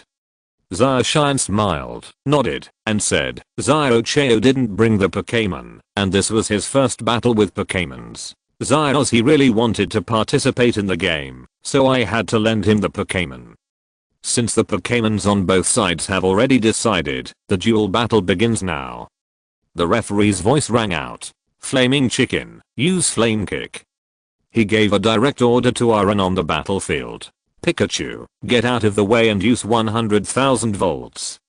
Seeing this, Zyozzy quickly asked Pikachu to attack. Water Turtle, use Water Cannon. Aaron's teammate Shota also launched an attack. However, Zyozzy doesn't know how to fight at all, nor can he give any instructions. Seeing this, Zacian's fire-breathing dragon began to fight on its own, spewing flames in one move, and vaporizing the water cannon. A fierce battle broke out between Pikachu and Flame Chicken. Flame Chicken, use Split. Aaron shouted. Pikachu, move at high speed, and use the fastest electric ball. Zyozzy also became excited. Pikachu's figure turned into the water arrow turtle, then launched a high-speed spinning attack towards Charizard. Zyozzy, who was standing on the command podium, looked at the spinning water arrow turtle. He seemed to be recalling something in his mind, and there was a look of fear in his eyes. However, Charizard only used a split to knock the water arrow turtle away, and then sprayed flames and directly took the water arrow turtle away. This understatement of the battle directly shocked Zyozzy and others in the audience. How is this possible? Zyatang and Aaron's two younger sisters also looked shocked at this moment, with disbelief on their faces. The Flame Chicken and the Water Arrow Turtle actually lost like this? You know, the situation on the battlefield can be clearly seen from the audience. That kid named Zyozzy doesn't know how to command a battle at all. But Charizard, without the command of a trainer, could still kill the Water Arrow Turtle so easily, with attributes restricting it. Is this kind of strength too strong? The conversation between Zacian and Zyanagang just now naturally reached everyone's ears. At this moment, Zyanagang, Zyatang, and the two little girls all looked at Zacian in disbelief. Where did such a powerful trainer come from? Chapter 234 Farewell Dr. Lundo, the incarnation of Deoxys. The Flame Chicken and Blastoise lost their ability to fight. Zyozzy from Zenxin City and Zyozzy from this city won. Congratulations. Woohoo win. Zyozzy cheered. Although they won this game, because Zyozzy was not good at fighting, Zyozhi and Zyozhi no longer stayed on the field, but left. This disappointed the audience greatly. After all, such a powerful trainer is too rare. After Zyozzy and Zyozzy met up with Zacian and others, they returned the fire-breathing dragon to Zacian, and then everyone left the battle tower. However, just as everyone walked out of the battle tower, a middle-aged man and a woman ran over. After seeing Zyozzy, the middle-aged man also had a joyful expression on his face and said, Zyozzy, you are finally willing to have a Pokémon competition.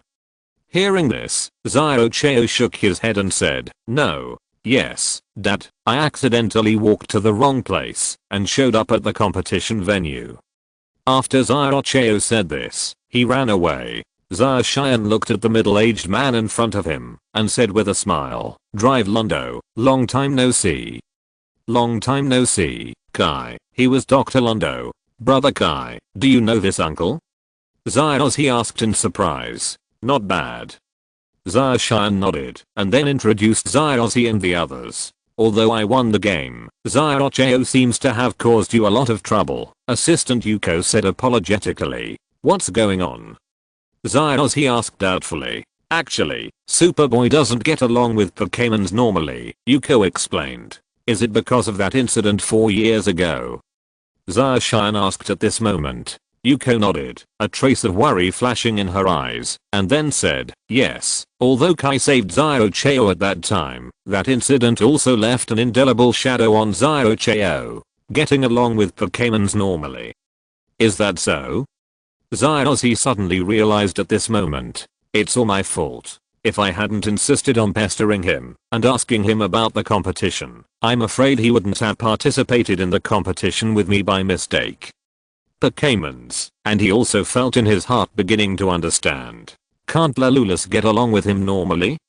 Zarshan asked doubtfully. He remembered that at that time, he gave Ziocheo a Pokémon egg from Lalulus. According to the era of the Pokémon world, it should have been born a long time ago. The relationship between Lalulus and Ziocheo is pretty good, but Ziocheo will be afraid whenever he comes into contact with other Pokémons. Yuko said. Of course, he doesn't really want the Pokémon. It would be great if there was some chance to bring him back to normal. Okay, it's all up to me. We can definitely help him recover. Zyozzy was also a kind-hearted person, and said as he patted his chest, now we still have to find Ziocheo. Zarshan said, then let's help together. Ziocheo and others also said, thank you very much. Yuko thanked her. Then everyone set off to search for Ziocheo. However, during the search, a colorful aurora appeared in the sky, directly covering the entire Laris city. However, these auroras last for a short time and quickly disappear. What happened to that light in the sky just now? This situation left everyone puzzled. Is the plot about to begin?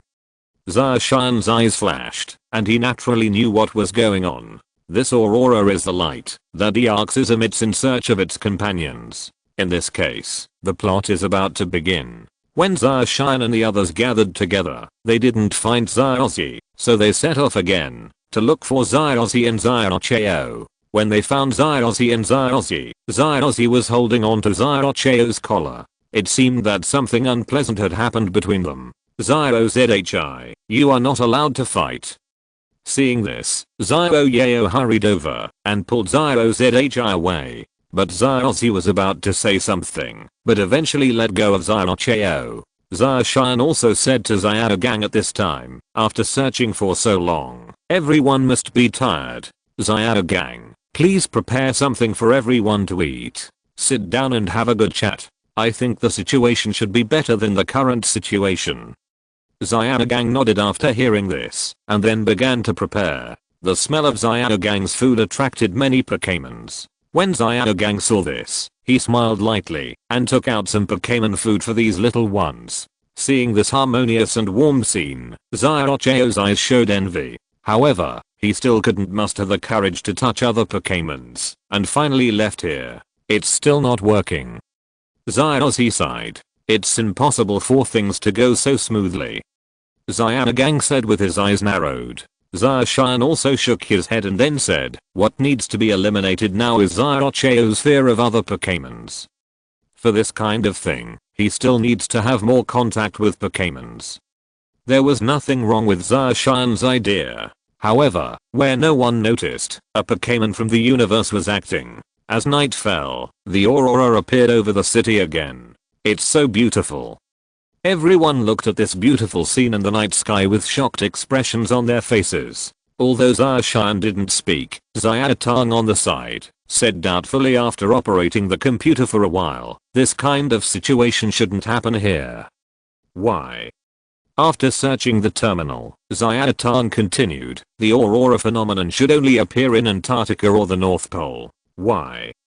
But maybe we'll be lucky enough to be able to see it here. Let's go, she innocently said. However, at this moment, Ziocheo walked over. She walked towards Zarshan and the others, and opened the box in her hand, which contained various biscuits and snacks. Sister Yuko made this. I want to invite everyone to eat it together, Ziocheo said. Ah, thank you very much. Everyone released their Pokémon as they ate. Zarshan thought about it, and released the Pokémon, Bulbasaur, Flame Chicken, Water Arrow Turtle, Charizard, Jenga, and Deoxys were not released. Watching the Pokémon play, Xiaocheo's fear gradually calmed down. Xianatong, on the other hand, continued to study the aurora. Unfortunately, soon after, the aurora disappeared again. But tonight, Xiaocheo opened his heart, and the fear in his heart dissipated a lot, and he played with many Pokémon. Xiaocheo said with excitement, "This is the first time I have experienced such a situation." Xiaozhi asked in confusion, "What do you mean?" Xiaocheo said with a smile, "Like now with my friends. Play, I always thought that I could never touch Pokémon, because everyone was with Pokémon, and I couldn't really get close." "So, you have been alone for 4 years?" Xiaoshian looked at him in surprise, holding Xiaocheo. "Yes."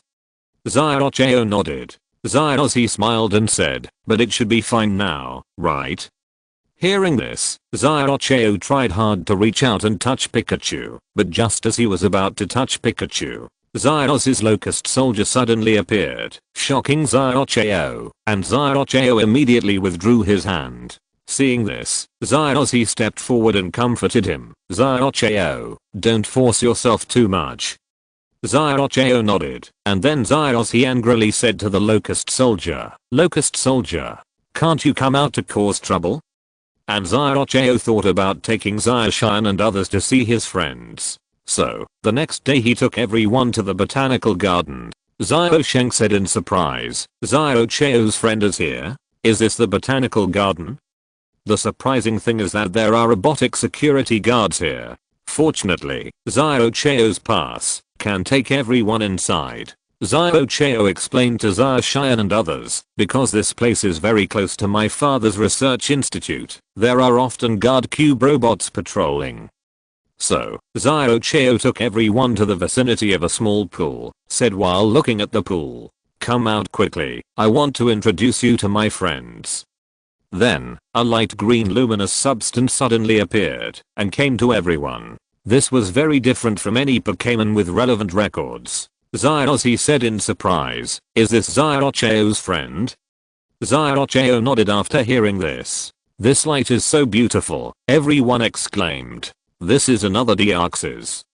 Seeing this green light, Xiaoshan, who knew the plot, was also a little surprised, because he saw something different. In this group of green light, he saw some data. LV70, the spiritual incarnation of Deoxys. Chapter 235. The situation is critical. The crisis in Laris City. Just as Xiaozhi, Xiaoyao and others were shocked by this special energy body in front of them, the central control room of Laris City was at this moment drop. A sharp siren suddenly sounded, and when a man in uniform saw the scene on the screen, his expression changed and he shouted, "An unknown creature is moving towards Laris City at an extremely fast speed. Don't panic, analyze it first, and see what it is." Miss Junsha, who was sitting in the main seat, calmly said, "It seems to be the legendary Pokémon, Rayquaza." After scanning and detection, the appearance of this unknown Pokémon was also displayed on the screen. Rayquaza? Why? Miss Junsha was shocked, secretly suppressing her doubts, and immediately said, "Contact Dr. Londo immediately." "Doctor, why is Rayquaza here? Laris City?" "I don't know, but there must be something attracting Rayquaza. Turn on all the monitors and find their traces." After hearing this, everyone will be everywhere in the city. The surveillance was activated, and it didn't take long for Rayquaza's location to be discovered. "I found it." "Put it on the big screen." "Yes."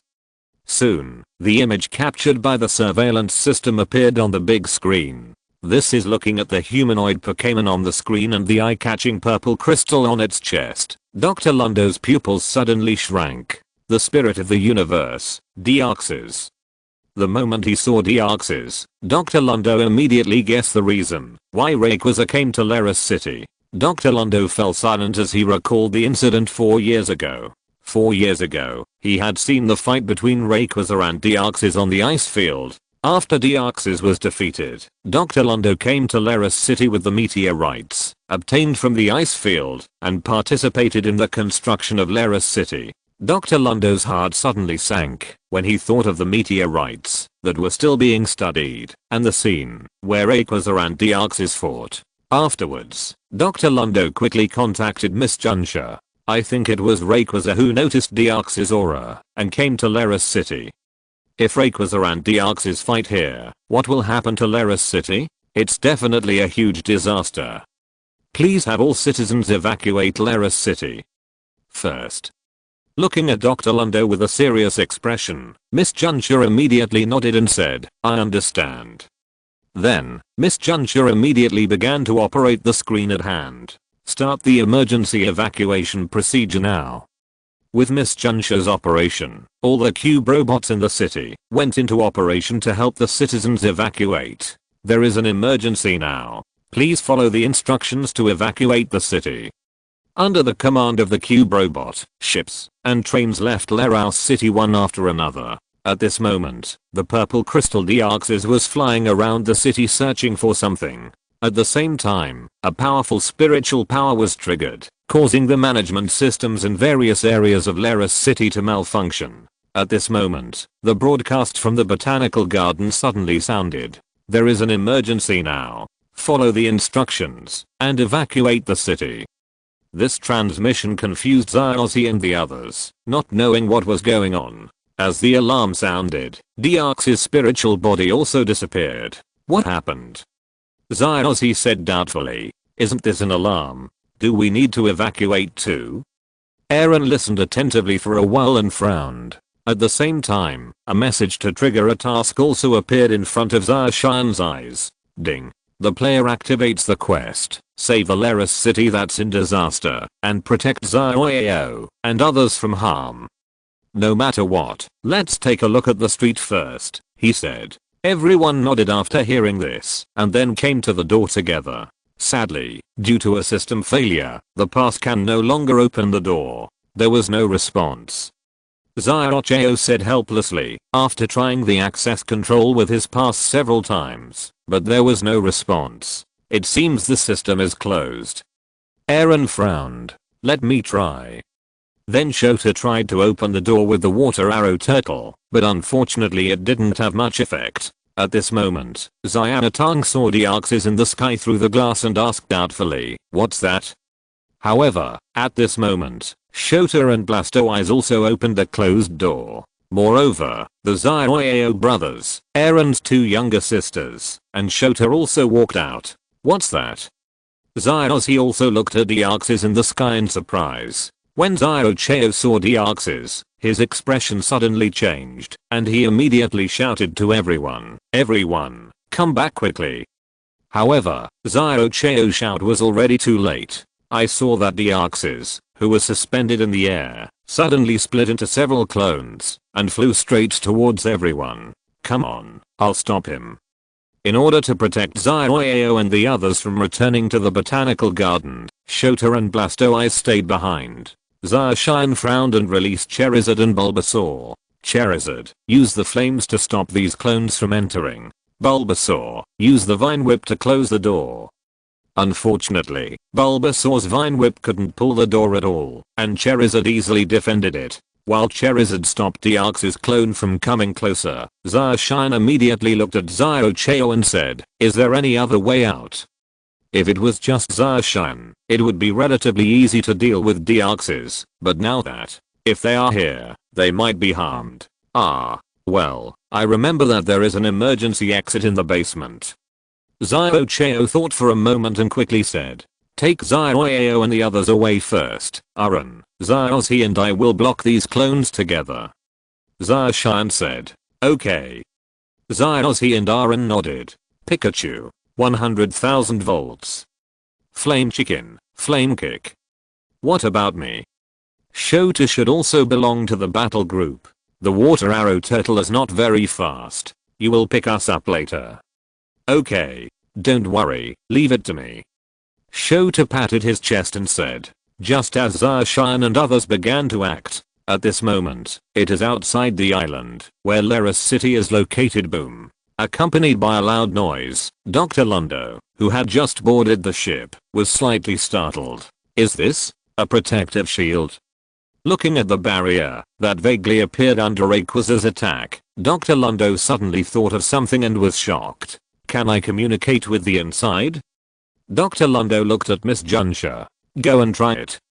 Miss Junsha acted and shouted to the men at the side. Under Miss Junsha's command, someone immediately began to contact the inside. At this moment, at the entrance of the research institute in Laris City, Yuko, Dr. Lundo's assistant, looked at the large number of Deoxys clones gathered above the botanical garden.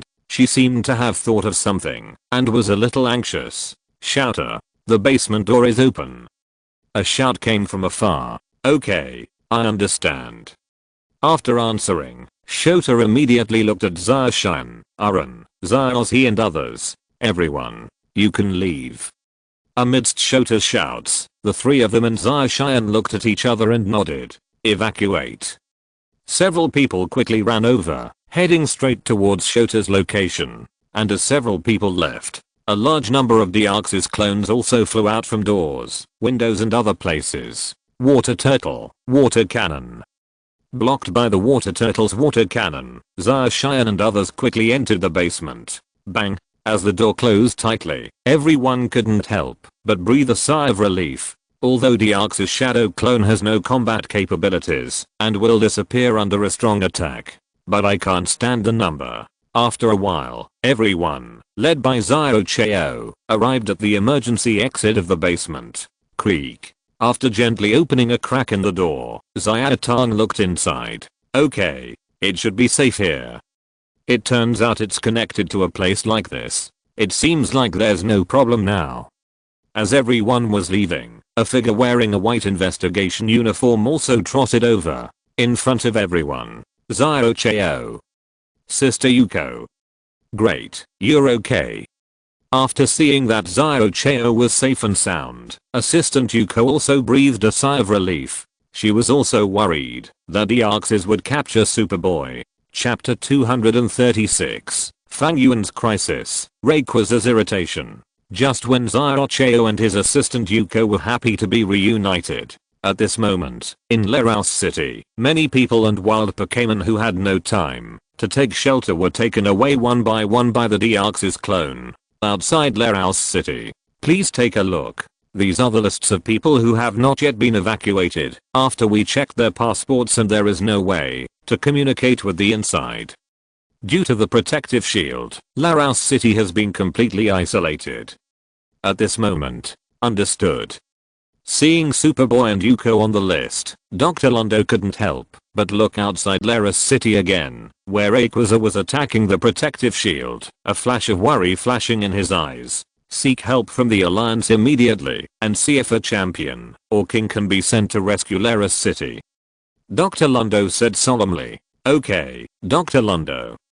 Miss Junch nodded and then immediately contacted the Fang Yuan Alliance. At the same time, Zarshan and others, led by Assistant Yuko, also arrived at the research institute. The entire city has been covered with a protective shield, making it completely impossible to enter or exit, and there is no way to communicate with the outside world. The power has also been switched to emergency power, and the system on the street has been shut down. Completely stopped. After hearing this, everyone looked at their own personal terminal and found that there was no signal. Even the Pokémon's ball management system has failed, but as a high-level ball, it can still be used. Fortunately, all the Pokémon in summer use high-level balls, otherwise, they might be in danger now. Besides Zyoz's Pikachu, only Zarshan can use Pokémon normally. Apart from the two of them, the only ones left were Aran's Flame Chicken and the two little girls Pokémon Rain Wing Moth and Yo-Yo Ball. By the way, Zio, what exactly is Deoxys that you just mentioned? Zios, he asked Zio. Before Zio could answer, Yuko spoke up. That's a Pokémon from the universe. A meteorite fell on the ice field 4 years ago, and a new Pokémon was born from that meteorite. Drive Lundo named the Pokémon Deoxys. At this moment, Rayquaza suddenly appeared and attacked him. Rayquaza may have thought that its territory was violated, and then Deoxys disappeared into the sea. Ziogang said in confusion, but why is Deoxys? The defeated Deoxys must have taken a long time to regenerate. Deoxys has a very powerful regeneration ability, and Dr. Lundo and I'm studying this thing now. It should be looking for its other partner when it comes here.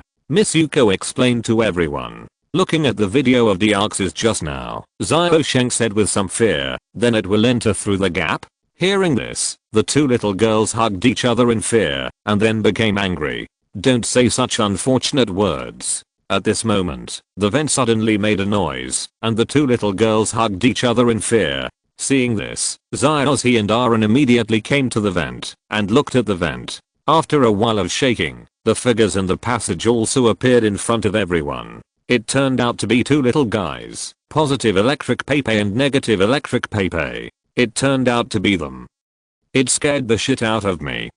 Everyone breathed a sigh of relief. These two little guys had already met each other before, when they were eating. Following the two little guys was a little Kirby. As soon as the two little guys saw Cheo, they ran towards him. They seemed to like Cheo's appearance very much. That's because Xiao Cheo once rescued Negative Pat. However, Xiao Cheo ran away in fright, and was eventually forced into a corner, and then Xiao Cheo spoke. Okay, I understand, so please don't approach me again. Drive Lundo, there's bad news and good news. Miss Junsha said with a solemn face. What news? Dr. Lundo was stunned, not understanding what Miss Junsha said. Miss Junsha sighed, then said with some worry, according to the news from the Alliance, Team Lava and the Water Fleet just attacked Sengen Mountain not long ago, and took away the Omega Ruby and Alpha Sapphire, the legendary god of Earth, Groudon, and the god of Ocean, Kyogre. Now these two Pokémon are getting closer, and their destination is Leris City, and they will arrive soon. Okay. The champions and the 4 heavenly kings are already coming here. How could this happen? Dr. Lundo was shocked when he heard the news. According to legend, whenever the earth god Groudon and the ocean god Kyogre appear, they will fight fiercely. Not only that, but here in Leris City, there are also Rayquaza and Deoxys. If these 4 Pokémon get together, it will not only be a disaster for Leris City, but also the entire Fangioant region. However, at that moment, the earth suddenly trembled violently, like an earthquake. The sea near Leris City suddenly began to flow, and everything retreated into deeper seas, leaving only a bare seabed. What's going on? Why did the earthquake happen? Why did the seawater recede? Look to the northwest, it seems like something is coming that way. The unnatural phenomenon attracted the attention of many citizens and shocked them. No, I'm afraid those 2 legendary Pokémon have already arrived. Dr. Lundo's expression changed drastically, and his face was filled with horror. He didn't expect these 2 legendary Pokémon to arrive so quickly. Quickly, contact the Alliance, and ask where the champions and kings are. Yes.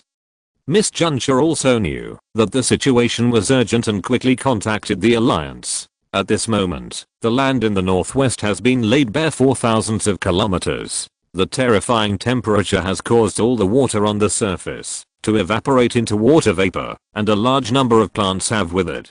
A tall figure was heading towards the southeastern sea, moving quickly, leaving huge footprints on the ground. This Pokémon is none other than the legendary earth god Groudon. In the southeastern sea, a huge Pokémon was floating in the air, speeding towards the northwest area. There were large dark clouds gathering in the sky above this Pokémon, as if they were about to hang over, and a downpour might fall at any moment. The surface of the sea was also rough at this moment and waves were rolling, as if the sea was angry, and lost its previous calm. Soon, these 2 Pokémon arrived at an area less than 10 kilometers away from Leris City. With the appearance of these 2 legendary Pokémon, the people around Leris City felt an overwhelming pressure.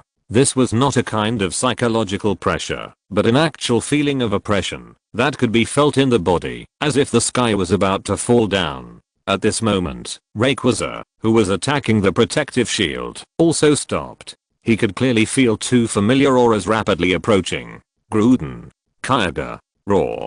Rayquaza's lantern-sized eyes flashed with rage, and he roared loudly. What are these 2 idiots doing here? How could they wake up early? A trace of human doubt flashed in Rayquaza's eyes. Rayquaza hated these 2 evil spirits who destroyed the ecology. Every time they fight, the ozone layer he lives in will fluctuate, preventing him from sleeping peacefully. Therefore, when they fight, Rayquaza has to step in and clean up the mess. We've had enough of these 2 bad guys.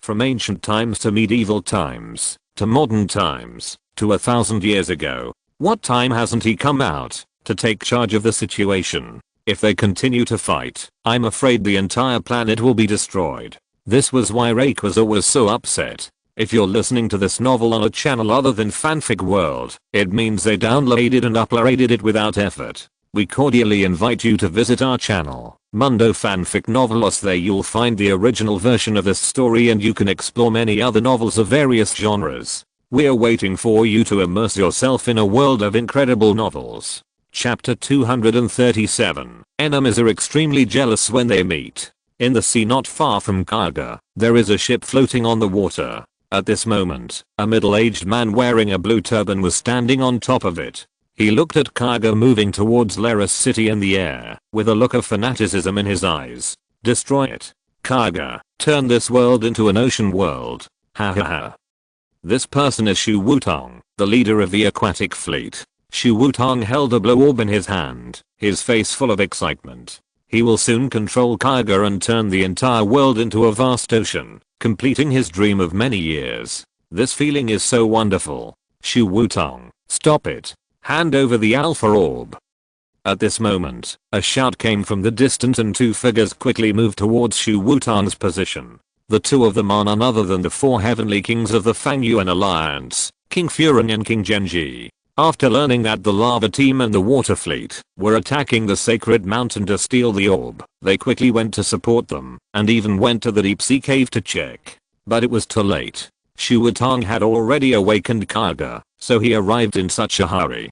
Fortunately, the two of them finally caught up with Shu Wutong and Kaiga.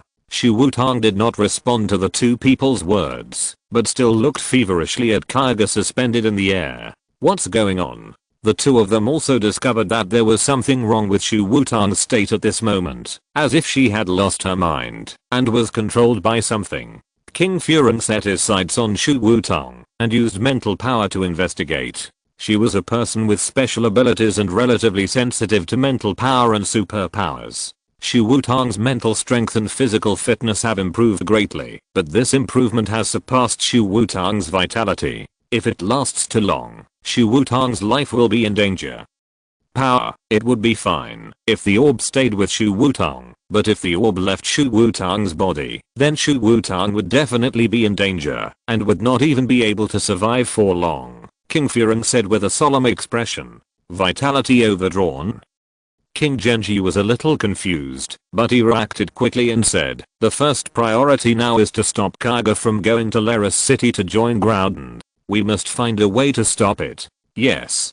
King Furan nodded, and then together with King Yuanji, he released his Pokémons to intercept Kaiga. Dream Demon, use Shadow Ball, Kixie Bluebird, Dragon Wave. In an instant, two attacks shot towards Kaiga in the air, but they hit Kaiga's body and did not cause any damage. Kaiga didn't even move its head, it just flapped its wings twice and then burst out with a dazzling light, directly pressing down on Furan, King Genji, and their Pokémons. Route fluctuation. Get out of the way. King Yuanji's expression changed. The two of them narrowly avoided Kaiga's attack. The seawater beneath them actually seemed to be suppressed by Kaiga through the air, causing a depression. Although the Dream Demon and the Tanabata Bluebird also managed to escape, Kaiga attacked them without pause. The water column rose into the sky, blocking the sun. The two Pokémon directly lost their ability to fight under this blow. Kaiga did not even look at the two of them and headed towards Leris City again. At the same time, the situation on Groudon's side was the same. King Flower Moon and King Bonnie were completely unable to stop Groudon's progress. Shu Wutong and Red Flame Pine seemed to be controlled by two legendary Pokémon, and they also advanced towards the central battlefield together. In Leris City, Dawn arrived here in Metagross and soon met Dr. Lundo. Drive Lundo, how is the situation? Daewoo asked. The situation is not optimistic. Rayquaza seems to have sensed the aura of the two legendary Pokémon and has accelerated the attack on the protective shield. It must be trying to get rid of Deoxys in front of it first. Lundo sighed. He said after taking a breath. Dago, it's bad. Kaiga and Groudon have arrived at Leris City. Suddenly, a voice came from Dago's communication terminal. What happened? Hearing this, Dorwoo's expression changed. At that moment, a terrifying coercion enveloped the entire Laris city. Rayquaza saw that he couldn't break through the protective shield for a long time, and the anger in his eyes grew more and more intense. Zacian and others also arrived at the highest point of Laris city from the laboratory. They were shocked to feel the majestic pressure looming over the city. What the hell happened? How did it become like this? Zyozzy and others looked at the scene in confusion, completely confused as to what was going on. Originally it was about Rayquaza and Deoxys, but now, they actually felt the feeling of helpless oppression, the thick pressure permeating their hearts. Kyogre and Groudon, how come they appear here? Standing on the tall building, Zacian looked at the two moving beasts, and deep doubts arose in his heart. It's really a mess now. What's going on? According to the original plot, shouldn't it be between Rayquaza and Deoxys? Why did Groudon and Kyogre appear in Laris City? Not to mention Zyozzy and others. Even Zacian was a little confused. At this moment, Groudon and Kyogre also arrived near Laris City. Above Groudon's head, the red flame pine lit up with red stripes and screamed, while Groudon under his feet looked at Kyogre in the distance. The same was true for Kyogre. On its back was a water sycamore with blue stripes, and it also let out a shrill cry. At this moment, the two Pokémons that had been sleeping for many years finally met again. The two Pokémons looked at each other silently, but they both understood what the other's eyes meant. Let's fight. Since ancient times, the ocean and the land have been two different parts, but the two parts are connected to each other. Some people believe that a larger ocean with more species is the origin of life, and that all life originates from the ocean. Some people believe that the land is the final direction of life, and that only on the land can life create prosperity. And when these two concepts fall into extremes, there will be a group of people who want to expand the ocean and a group of people who want to expand the land. The outstanding representatives of these two types of people are the water fleet, who want to use Kyogre to expand the ocean, and the lava fleet, who want to use Groudon to expand the land. In fact, there is no problem in attaching importance to the ocean or the land. This kind of emphasis can make life appreciate the ocean and the land more, and help protect the environment. However, too much is never enough. Many times when a certain consciousness falls to extremes, its essence will deteriorate, and it can easily be used by people with malicious intent to harm society and the world. Fortunately, there is always a group of people who will not allow this kind of harm to spread, but this is not the reason for these people with ulterior motives to act recklessly. Fate has already set a price for everything, with benefits on one side of the scale and equal risks and costs on the other. At this moment, the situation of the two Pokémon is a bit special, although they have already awakened. But because the two orbs had integrated into the bodies of Shuatang and Xiansang along the way, the spirits of Shuatang and Red Flame Pine also affected the two Pokémon, causing the two Pokémon to become irritable and hostile towards each other. In fact, the two Pokémon did not have a good relationship. At first, Groudon raised the land as its own territory, and Kyogre, who occupied the sea, naturally did not allow Groudon to cause trouble in the sea. The two Pokémon became opposed because of their territory. With constant fighting, the last remaining land and sea formed Fang Yuan's region. Now, new and old grudges are added together, and the two parties feel extremely jealous when they meet. The two orbs were originally used to restrain the two Pokémon, but now the minds of Shu Wutong and Red Flame Song, who control the orbs, cannot resist the erosion of the power of the orbs. The two orbs merged into their bodies, further eroding their consciousness. Kyogre and Groudon also fully released their powers, and returned to their peak state. But this is not the strongest state of the two. But no matter what the two Pokémon wanted to do now, two red-eye Pokémon collided, and there was bound to be a fight first. Thus, above the sea, it was half sunny and half rainy, and two Pokémon, one red and one blue, were in the sea. The sea was Kyogre's territory, but Groudon had no intention of coercing Kyogre and instead ran towards Kyogre. Although I can't fly, Groudon, can swim. Moreover, this place is already a coastal area and the seawater is relatively deep, so it is impossible to completely submerge Groudon. When Groudon ran towards Kyogre, Kyogre also took action. Chapter 238 The Original Return. Powerful forces join forces. The power of water and fire cancelled each other out in the air and turned into rising steam. Then, covered by the steam, Kyogre opened its mouth again and spat out a stream of water. Facing the water column that shot out, Groudon directly raised his hand and slashed downwards, directly dispersing the water column. The courtesy was reciprocated. Groudon roared and the bottom of the sea trembled. The power of the earth gathered under Kyogre and then violently exploded. But Kyogre is not so easy to deal with.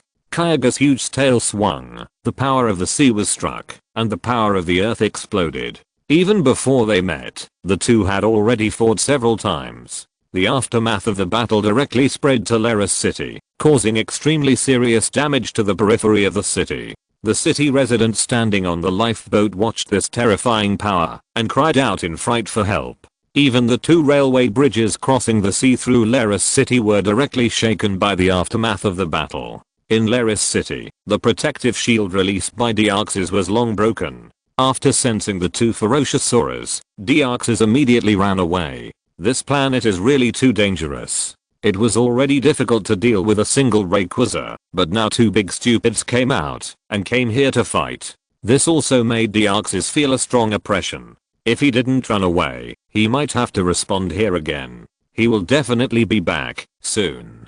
Deoxys' eyes flashed, and he took this opportunity to fly straight into the sky and soar into the atmosphere. After Deoxys escaped, Rayquaza roared angrily as he watched Kyogre and Groudon fight in the sea near Lerus City. These two evil spirits actually came to blows. Grass. Without any hesitation, Rayquaza flew towards the place where the two sides were fighting. What kind of Pokémon are those two fighting? Xiaozi, who was standing on a tall building, looked at the Pokémon fighting in the sea in the distance, with a hint of surprise on his face. Those are the legendary Earth God Groudon and Ocean God Kyogre in the Fangyuan region. Zacian said with a frown. At this moment, he also understood what the real crisis in Lerus City was. It turned out to be a battle between these two divine beasts, but he was also a little confused as to why these two came to fight near Lerus. However, now that this situation has occurred, in order to complete this mission, he should also play. Thinking of this, Zacian quickly adjusted Rayquaza on the PC to the team, and then released it. As soon as the black Rayquaza appeared, it directly attracted the attention of everyone present. Is this Rayquaza? Kai is actually Rayquaza's trainer, and this is a special Rayquaza? Seeing Zacian release Rayquaza, everyone's faces showed surprise, full of disbelief. Zacian directly sat on Rayquaza's back and flew towards the center of the battlefield. Look, another Rayquaza has appeared. It seems that there is a person on Rayquaza's back. On a ship outside the waters of Lerus City, many people watched the appearance of another Rayquaza. A shocked expression appeared on their faces. What the hell is going on? Why is there still a Rayquaza? Dr. Londo was also a little dumbfounded at this moment. A Rayquaza had already bothered him enough, but he didn't expect that there would now be another Rayquaza. Alone. Gather the satellite surveillance of the black Rayquaza and see who is on it. Dago on the side suddenly said, yes. Miss Junch nodded and then asked someone to move the satellite surveillance. Soon, Zacian's figure appeared on the big screen. Is that him? Dr. Londo had a shocked expression on his face when he saw Zacian sitting on the back of the black Rayquaza. Drive Londo, do you know this trainer? Dago asked. Yes. Dr. Londo nodded, then told Dawn some basic information about Zacian. At this time, after the protective shield in Lerus City disappeared, some police forces had already rushed to the damaged areas to rescue. There were some trainers gathered on the beach who wanted to go to the place where the two Pokémon were fighting to watch, but Miss Juncha warned them not to go into the sea. Among the trainers were several familiar figures. Xiaozi, Xiaogang, Xiaoyao, Xiaosheng, as well as Aran, Shota, Xianatong, etc. At this moment, the battle between Kyogre and Groudon became more intense. The physical strength of both sides was rapidly declining as the battle continued. The positions of both sides also overlapped. Kyogre knocked down Groudon, but Kyogre also suffered considerable damage. There was another fierce collision between forces and both sides approached the location of Lerus City. However, at this moment the two Pokémon stopped fighting. Now the power of the two Pokémon is about to fully awaken.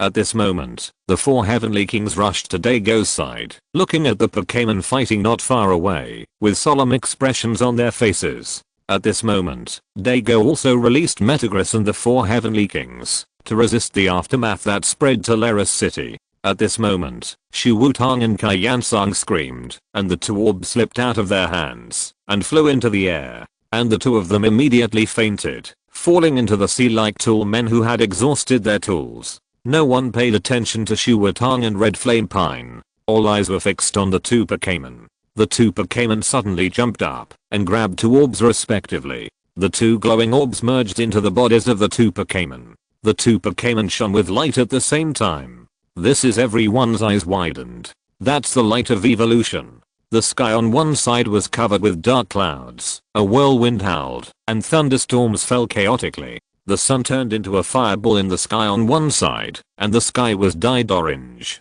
The sunlight poured down, and the light was dazzling. People and Pokémon have different feelings towards these 2 extreme weather conditions. However, the same thing is that everyone feels uncomfortable and can only choose the side that is relatively suitable for them. Some people may even simply retreat and can no longer stay here. The seawater rose up and turned into whirlpools, turning completely black. At the same time, it rose crazily, trying to submerge the land. However, the intense sunlight quickly evaporates the seawater. At the same time, the ground cracks under this light and the plants wither. Soon, Kyogre and Groudon appeared in front of everyone after their original return. Both have grown significantly. The original Kyogre has an A-shaped pattern on its forehead and wing-like fins, which also appears on the blue orb. The original Kyogre turned dark blue, reaching almost 10 meters in length, and becoming even larger. The seams on the original Groudon skin are a lava-like orange color. The original Groudon has an style icon on the round part at the base of the arm. This pattern also appears on the red orb. The original Groudon skin color also changed to dark red, becoming more ferocious and equally huge. The size of the primitive Kyogre and the primitive Groudon is already quite large in the world of Pokémon, and this immensity represents the powerful power hidden in their bodies. After the 2 Pokémon evolved, they roared at each other, and violent power erupted from their bodies. The primitive power spread out from the bodies of the 2 Pokémon, and turned into rocks outside that collided with each other, producing a deafening roar. At that moment, Rayquaza fell from the sky, and joined the battlefield. A golden beam of light erupted from Rayquaza's mouth, heading towards the 2 returning spirits. However, after the original return, Groudon and Kyogre surpassed Rayquaza in strength without Mega Evolution. Thus, Rayquaza's attack was quickly defeated. Not only that, Rayquaza, which was originally suspended in the air, was hit by a water column from the original Kyogre, and fell into the sea. Primordial Groudon and Primordial Kyogre also stopped attacking each other at this moment, and began to attack Rayquaza in unison. After all, every time they fight, Rayquaza, the green-haired dragon, comes out to interrupt the fight, making them unhappy every time. Moreover, the most disgusting thing is that every time, the 2 of them were severely injured, and fell into a deep sleep, while the green-haired dragon was fine. The 2 original Groudon and original Kyogre were extremely unhappy. Why is nothing wrong with you? This time, they regained their strength with the help of the lava fleet, and the water fleet. They must find their place. If I don't beat you to the point where even the father dragon and mother dragon don't recognize you, I won't be called Groudon, Kyogre. The 2 Pokémon looked at each other, temporarily put aside their grudges, and then launched an attack on Rayquaza together. Cliff Sword. Root Fluctuation. Under the control of Primordial Groudon, the power of the earth turned into a sharp sword and shot towards Rayquaza, who fell into the sea. And the body of the original Kyogre burst into a bluish-white light, turning into a beam of light, and also shooting towards Rayquaza. Seeing this situation, Rayquaza's pupils suddenly shrank, and he felt an aura of death. Grass. These 2 big evil feathers actually joined forces to attack me. Chapter 239. The war is over, and meteorites are coming. 2 attacks bombarded Rayquaza's body, causing Rayquaza to let out a shrill cry, and fall into the sea. When the 2 original Pokémon that returned saw this, they thought that Rayquaza had been eliminated by them. Then, Primordial Kyogre and Primordial Groudon began to fight again. Countless bright blue-white lights appeared around the original Kyogre. At the same time, the power of the earth also surged with primordial ground as a center. The coastal area trembled violently, as if something terrible was about to happen. Boom. The attacks of the two legendary Pokémon collided, creating a terrifying explosion. At that moment, large pieces of rock fragments flew in all directions with the explosion. A trainee who was standing on the coast quickly released his Pokémon to break the rocks or protect himself. Although Dago Shitanwang and others are working hard to control the situation and prevent the battle from spreading to Leris City, there will still be some mistakes. Although everyone wants to wait for both Pokémon to suffer losses, but with the physical strength and recovery ability of the two Pokémon, it is unknown how long it will take until then.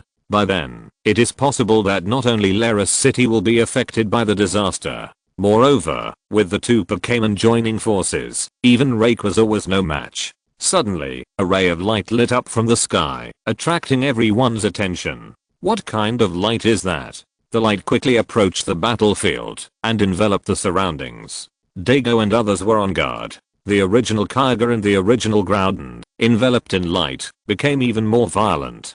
Under this light, the original Kyogre and the original Groudon became more violent, which was their familiar aura. Rayquaza, the original Kyogre and the original Groudon looked at each other, and a terrifying power erupted from their bodies. The power of the sea is condensed by the original Kyogre, and the waves are turbulent, like the fluctuations of roots that want to swallow everything.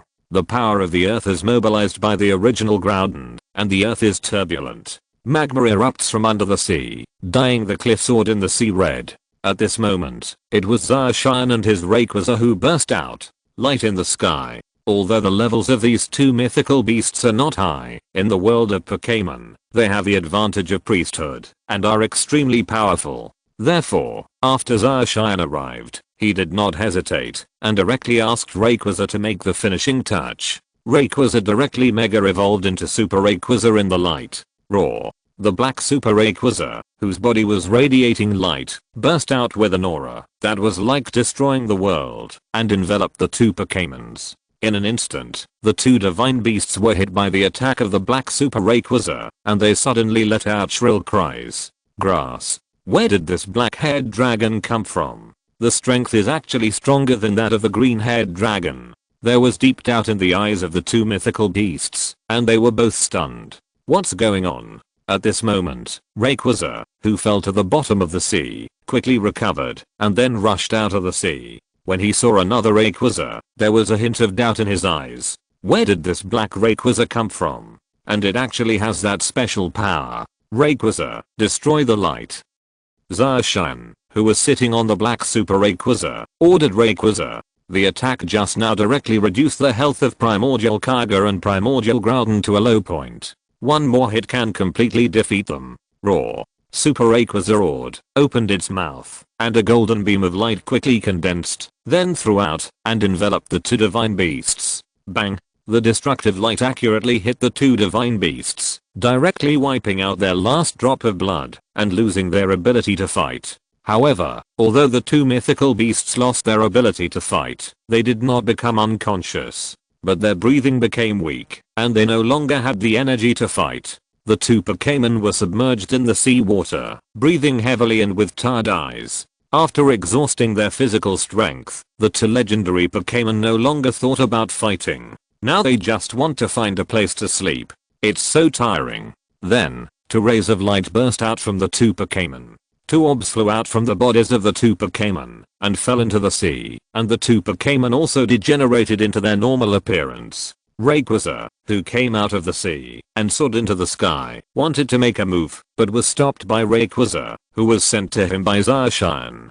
Rayquaza stopped, looked deeply at Zacian and the black Rayquaza he was riding, and felt a terrifying aura. A flash of deep fear flashed in his eyes, and then he fixed his gaze on the two foolish men, staring at them with cruel eyes. Groudon and Kyogre were shocked when Rayquaza saw them, and shook their heads quickly. Roar. No more fighting, no more fighting. Then the exhausted Kyogre dove into the ocean and disappeared. Groudon, on the other hand, chose a direction at will, walking tiredly towards the distant continent. That look gave off a feeling of desolation. Kyogre can advance in the sea and fly in the air. Groudon can only walk on land. I don't know how long it will take for him to get home this time. Soon, the two legendary Pokémon disappeared from everyone's sight. Rayquaza shouted, then flew into the sky, heading towards the atmosphere. The sky gradually returned to normal, and everything was over. Is it over? Everyone is still immersed in the aftermath of the final battle, and they still don't respond a bit until now. At this time, Dornu and others were standing on the coast. King Bone's Imperial Sea Lion swam out of the sea and brought back two orbs, but at this time the two orbs were dark. However, at this moment, the two orbs suddenly clicked, and a crack appeared, which soon spread. In the eyes of Dago and the four Heavenly Kings, it directly turned into pieces. Seeing this scene, Dago and the four Heavenly Kings were a little stunned. What's going on? Dornu said with a frown. King Furon hesitated for a moment, then said, although the two Pokémon are no longer fighting, the power of the two Pokémon has also been restored. These two orbs are tools to bind the two Pokémon. With the two orbs being broken, it means that Groudon and Kyogre are no longer bound together and can enter the state they were in during the battle at any time. If they are used by someone with intent again, it will be easier to succeed. Now the Water Fleet and the Lava Team have not completely disintegrated, so we must be careful. This matter still needs to be discussed. We will talk about it when we return. Dago nodded. After all, this incident has left everyone physically and mentally exhausted. It is already a great blessing that the matter can be satisfactorily resolved. Hearing this, the four Heavenly Kings nodded. By the way, do you know the trainer who intervened in the battle between the two legendary Pokémon just now? King Huayu said. I don't know. When did such a trainer, who was able to conquer the legendary spirit Rayquaza, appear in Fangyon? The other three kings shook their heads, curious expressions on their faces. Dago smiled and said, I know some information about this trainer. I learned from Dr. Londo that he recently appeared in the Fangyon area and then confirmed it in other areas. I found out that this person is very famous in the Johto and Kanto areas. He has also received the title of Honorary Champion of the Johto Alliance. He is a powerful trainer, and he is not even the champion of Kanto Johto. Hearing this, the four Heavenly Kings nodded in surprise. That's right. This time, this incident can be successfully resolved thanks to your help. We still have to thank you. That's right. However, Zacian, who was sitting on Rayquaza at this moment, was a little confused. Logically speaking, in other words, after quelling the war between the mythical beasts that affected Leris City, the mission should be completed. However, it still shows that the task has not been completed. What the hell is going on? Zacian frowned. Suddenly, Miss Juncha hurriedly ran to Daewoo and the four Heavenly Kings and said anxiously, no, news has just arrived that the satellite in space detected a huge meteorite which is heading towards Fangyon area. Attack. As soon as these words came out, the expressions of Daewoo and the four Heavenly Kings changed. Chapter 240 The unfortunate Leris City uses forbidden weapons. At first, everyone thought that after the battle between Kyogre and Groudon, this incident should have come to an end. But he didn't expect something unexpected to happen again. Is the news reliable?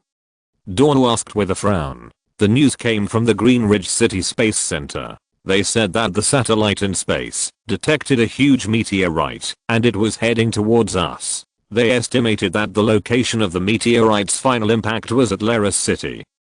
The message sent by the Greenling City Universe Center was read to everyone. After reading it, Dornu fell silent. The rest of the people also showed expressions of despair, with cold sweat breaking out all over their bodies. What happened to Fangyon? Why are there so many disasters happening? They can no longer imagine the consequences that a meteorite hitting this planet would have. If nothing goes wrong, when this meteorite falls, it will severely damage the entire Pokémon world and human civilization. Emergency, emergency.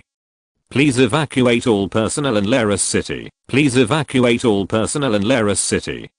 After the battle between Groudon and Kyogre, everyone thought that the danger was over, so they began to return to Leris City. However, at this moment, the city alarm sounded again and spread throughout Leris City. Why do you need an emergency evacuation again? Hasn't the danger been eliminated?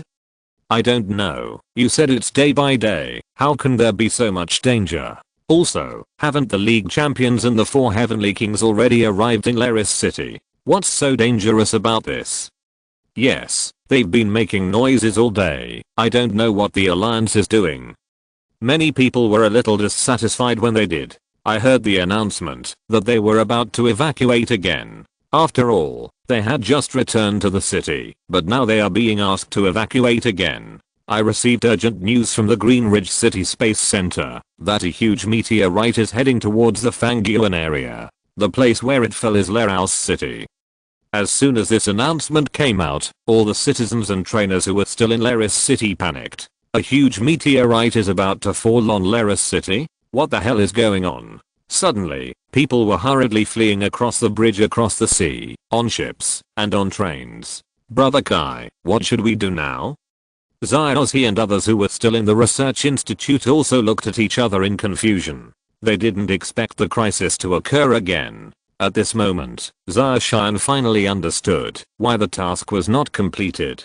It turned out that the crisis in Laris City this time was a series of crises. First, Deoxys invaded Laris City. Rayquaza came for a decisive battle, and then Kyga and Groudon fought in the senior Laris City. Now another meteorite is hitting Laris City. This is really a disaster. Let's evacuate Laris City first. We can go to the nearby Shujing City or Greenridge City. However, we still need accurate information, so let's go to Greenridge City. Zaoshan thought for a moment, and then said, okay. Zyozzy and others nodded when they heard this. Then, everyone quickly packed up their things, taking with them the Deoxys meteorite that had not yet revived. When evacuating Laris City, Zaoshan suddenly thought that it seemed like the other Deoxys had disappeared before the war, and he didn't know where he went. Logically speaking, in this plot he should be looking for his companions, but now he left Deoxys, who had not yet recovered, and ran away. Zaoshan always feels that something is wrong.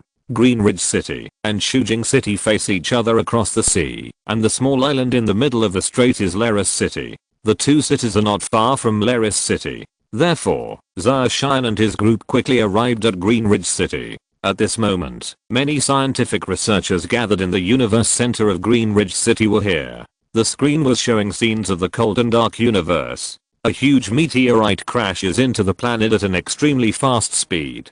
The diameter of the meteorite is about 5 kilometers. Although it may still take a few days before this huge meteorite arrives, given its flying speed. At this moment, the center of the universe in Greenridge City is already in chaos. What should we do?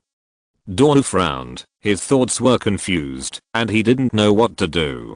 Don't worry, there will always be a way. The Alliance already knows about this matter, and is now discussing how to resolve this disaster. If nothing unexpected happens, the top leaders of the Alliance should come up with forbidden weapons to destroy that disaster. It's a meteorite. The 4 heavenly kings on the side spoke to comfort them.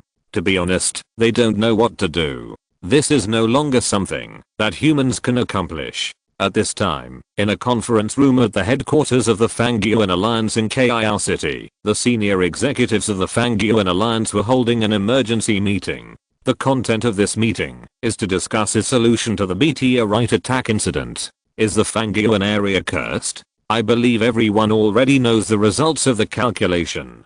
The place where this meteorite fell is in Laris City. It will disappear, but even the entire Fanguan area will be greatly affected. It can be said that the threat of this meteorite incident even surpasses the previous 2 legendary ones. Laris City has just experienced the battle between Groudon and Kyga. It's really hard to face such a disaster this time. Many of the top leaders of the Alliance were speechless at that moment. I know whether it was a mistake to let Laros City become independent a few years ago. Moreover, this meteorite incident may affect not only the Fanguan region, but also the civilization of the entire planet. However, judging from the trajectory of the meteorite fall, the Fanguan area was the first to be hit. Therefore, compared to the alliances in other regions, the Fanguan Alliance is more concerned about this incident. The Kanto Alliance, Johto Alliance, Sinnoh Alliance, Unova Alliance, Kalas Alliance, Alala Alliance, and Galar Alliance have already released information on how the major alliances can use forbidden weapons. Please tell us. If you have your opinions, how should we choose? Projecting the forbidden weapon into the universe, shattering the huge meteorite, and forcibly changing its trajectory or scale is the only solution at present. Therefore, the Fanguan Alliance also has some headaches. Not to mention, whether the forbidden weapon can be launched to such a height. Even if the meteorite is shattered, the falling fragments will be a disaster. Not only that, an expert doctor who specializes in this kind of weapon also said, "I don't know if this kind of forbidden weapon can be effective in the universe. Then there is any way to deal with this meteorite?" At this moment, the high-ranking advisors suddenly received the suggestions from the Kanto Alliance and the Johto Alliance, and there was a look of astonishment on their faces. Then, he stood up and said, "I just received suggestions from the Kanto Alliance and the Johto Alliance. They said they could ask this trainer for help." The congressman was operating on the terminal for a while, followed by the words in the conference room. An image of a trainer appeared on the screen. "Help." All the congressmen who heard this were confused. This meteorite incident is beyond human intervention, right? How could he, a small trainer, be able to do anything? Moreover, if he looks so young, can he still be as powerful as the champions, the 4 Heavenly Kings? Even the champion and the 4 Heavenly Kings can't do anything, so what can this young man do? What a joke. At this time, these 2 alliances are still mocking us. It really pisses me off. A congressman slapped the table angrily, his face full of anger. "Hey, now is not the time to be angry. Let's quickly figure out how to resolve this meteorite incident," a high-ranking congressman sighed and said. Hearing this, the conference room fell silent. Chapter 241, Rushing to the Universe, the meteorite incident comes to an end. At the same time, Zarshan also saw the champion Dago, the 4 Heavenly Kings, and others in the center of the universe. "You are the coach named Kai, right?" Dago said. "That's right. I'm here this time to resolve the meteorite incident." Zarshan said straight to the point without too much nonsense. "Do you have a way?" Hearing this, Dornu and the 4 Heavenly Kings were shocked and looked at Zarshan with expectant eyes. "There is a way, but it still requires the help of Do and Company." Zarshan nodded and said, "What method?" Dornu asked curiously. To be honest, Dornu still doesn't believe it. If he wants to deal with this meteorite, he may have to use forbidden weapons. But as for forbidden weapons, they are all in the hands of the Alliance. Although Do and Company is the largest group in Fanguan area, it does not have the ability to control forbidden weapons. Later, Zarshan told Dornu his thoughts. Is this possible?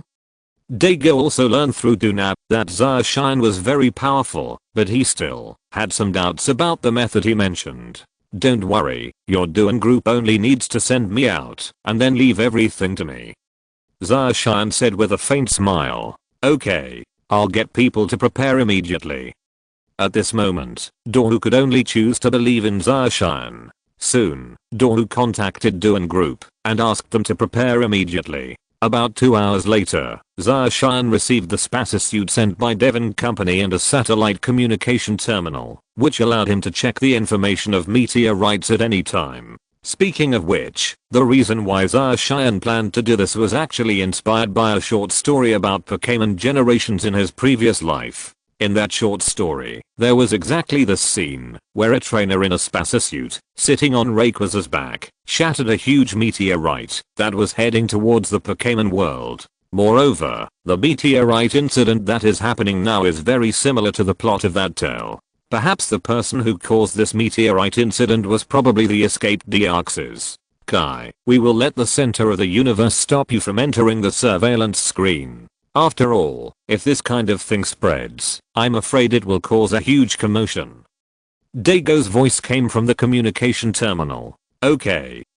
Zarshan nodded. In fact, he didn't care about this. In a certain corner of Green Ridge City, Zarshan directly released Rayquaza and then soared into the sky before Dago's envious eyes. It's really shocking. Dornu sighed, feeling very envious in his heart.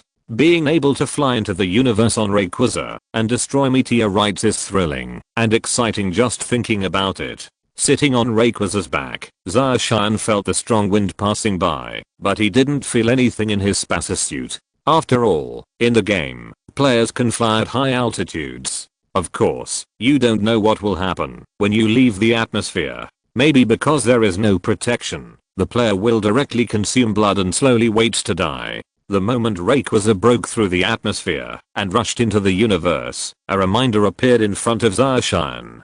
Ding. The player is being affected by a mysterious force.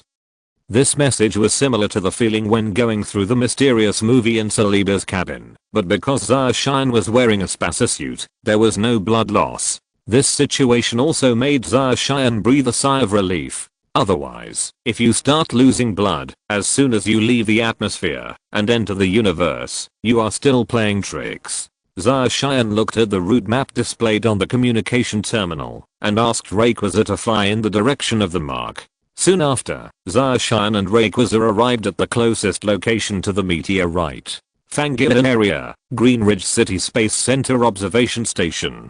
At this moment, in front of the big screen in the central control room, images captured by satellites in the universe were playing. All the staff looked at the images on the screen with shock and disbelief on their faces. I saw a huge meteorite with a diameter of more than 5 kilometers slowly appearing on the screen. This meteorite was still moving towards the Pokémon world, getting closer and closer, as if it were a bomb, causing the staff at the center of the universe to be wet with cold sweat on their backs. The person in charge of the center of the universe is a middle-aged man wearing a research uniform. He looks at the satellite images on the screen and remains silent, as if praying for a miracle to happen. He glanced at the champion of the day Wooleek standing aside, hesitated for a long time, and finally asked, "Mr. Daewoo, can this method really work? All videos must be strictly kept and are strictly prohibited from being leaked." Daewoo nodded and said, "There were not many people in this room at this time, only 10 people. However, these people are all elite members of the center of the universe, and they are all researchers trained by the Duan group." As time passed, a shocking scene finally appeared on the screen. I saw a green light suddenly sweeping across the blue planet, turning into a beam of light and impacting towards the huge meteorite. On the way to the meteorite, Rayquaza's entire body burst out with a dazzling golden light, and it gave the finishing touch to Zacian's order. Under the huge energy fluctuation, Rayquaza directly completed Mega Evolution and turned into Super Rayquaza. Super Speed. Under Zacian's order, Rayquaza opened fire and turned into a stream of light, impacting towards the huge meteorite. In an instant, Rayquaza's body penetrated the meteorite. Under Rayquaza's impact, the entire meteorite instantly turned into fragments of different sizes, scattering in all directions. Without the guidance of power, the meteorite fragments began to spread out irregularly, some drifting into the atmosphere and some moving away from the planet. However, things didn't end there.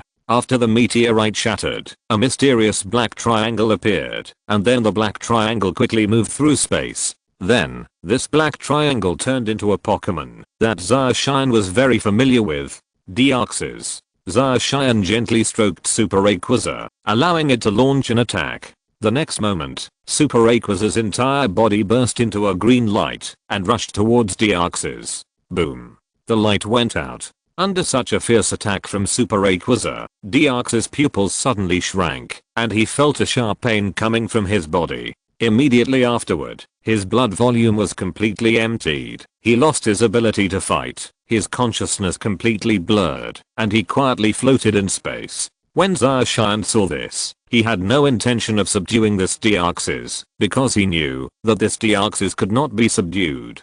He then asked Rayquaza to return Deoxys to its original form and send it into the depths of the universe. After doing this, a task completion message also appeared in front of Zacian's eyes. Ding. Congratulations to the player for completing the quest to save Laris City. Ding. I got the quest reward, 50,000 reputation points, Meteorite Fragment X1, Vermilion Gem Fragment X1, Indigo Gem Fragment X1, 100 times, benefits with blessing, gain 5 million reputation points, upgrade meteorite fragments to complete meteorites.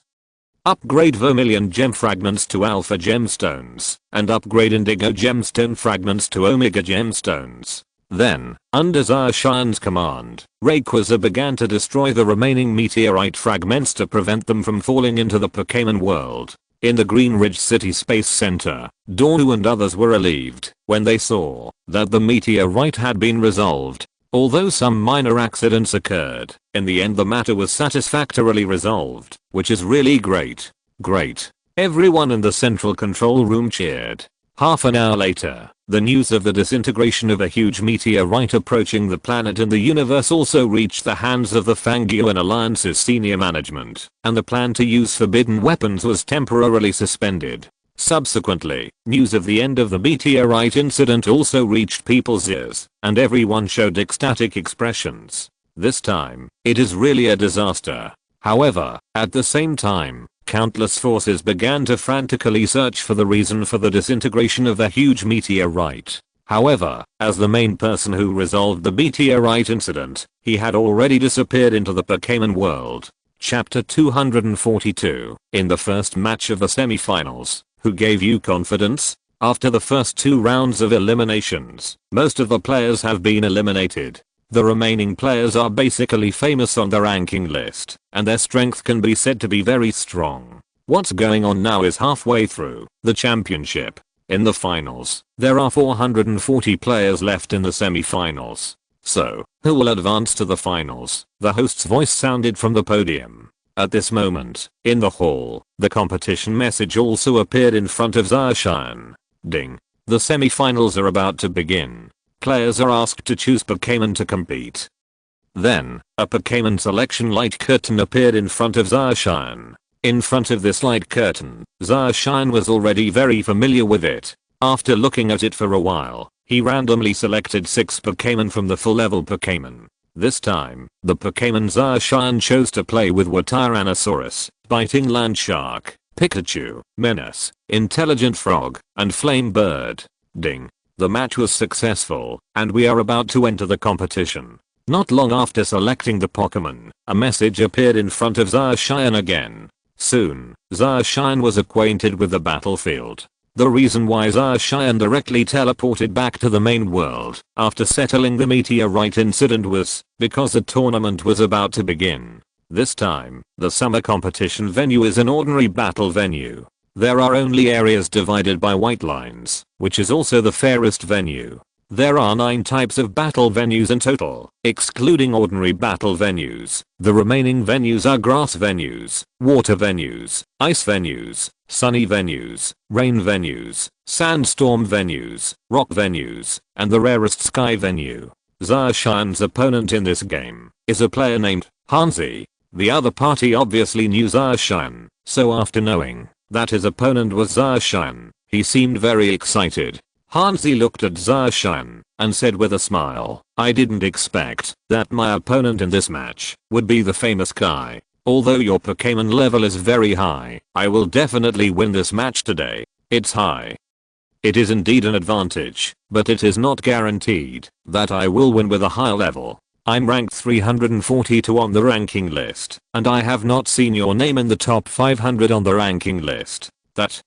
It can be seen that you are just a Pokémon level. It's just high, but it's not good at directing battles. Zarshian smiled when he heard this and didn't say anything more. He didn't know who gave him the confidence. When Hansi saw that Zarshian was silent, he thought that he had been convinced and became even more arrogant, dragging him with as much force as 2,500,000 yuan. However, this player is arrogant, but being able to enter the 342nd place on the ranking list shows that he still has a certain level of strength. Sure enough, the Pokémon he released was a level 75 Gyarados. Needless to say, there is no need to say more about spirits like Gyarados. Zarshian's eyes lit up, and he released Pikachu. To deal with Gyarados, Pikachu is of course the best. Hansi frowned when he saw Zarshian release Pikachu. Gyarados, use a water cannon. When Zarshian saw this, he simply smiled and said lightly, "Move at high speed and avoid it." It can be avoided. Pikachu's figure turned into a beam of light, quickly running across the field. quickly avoiding Gyarados water cannon. 100,000 volts. Zacian ordered again. After avoiding Gyarados water cannon attack, Pikachu hit Gyarados hard with another 100,000 volt move. After being attacked by 100,000 volts, Gyarados suddenly roared in pain, and its health instantly bottomed out. However, what was surprising was that when Gyarados' blood volume was about to disappear, Gyarados' blood volume magically recovered a little. Therefore, Pikachu's 100,000 volt move did not take Gyarados away. Zacian was a little surprised, but she didn't care. Hansi was relieved when she saw this. Fortunately, she had brought props to Gyarados before the game. Otherwise, Pikachu would have killed Gyarados instantly with a single move. Thinking of this, Hansi was also a little annoyed.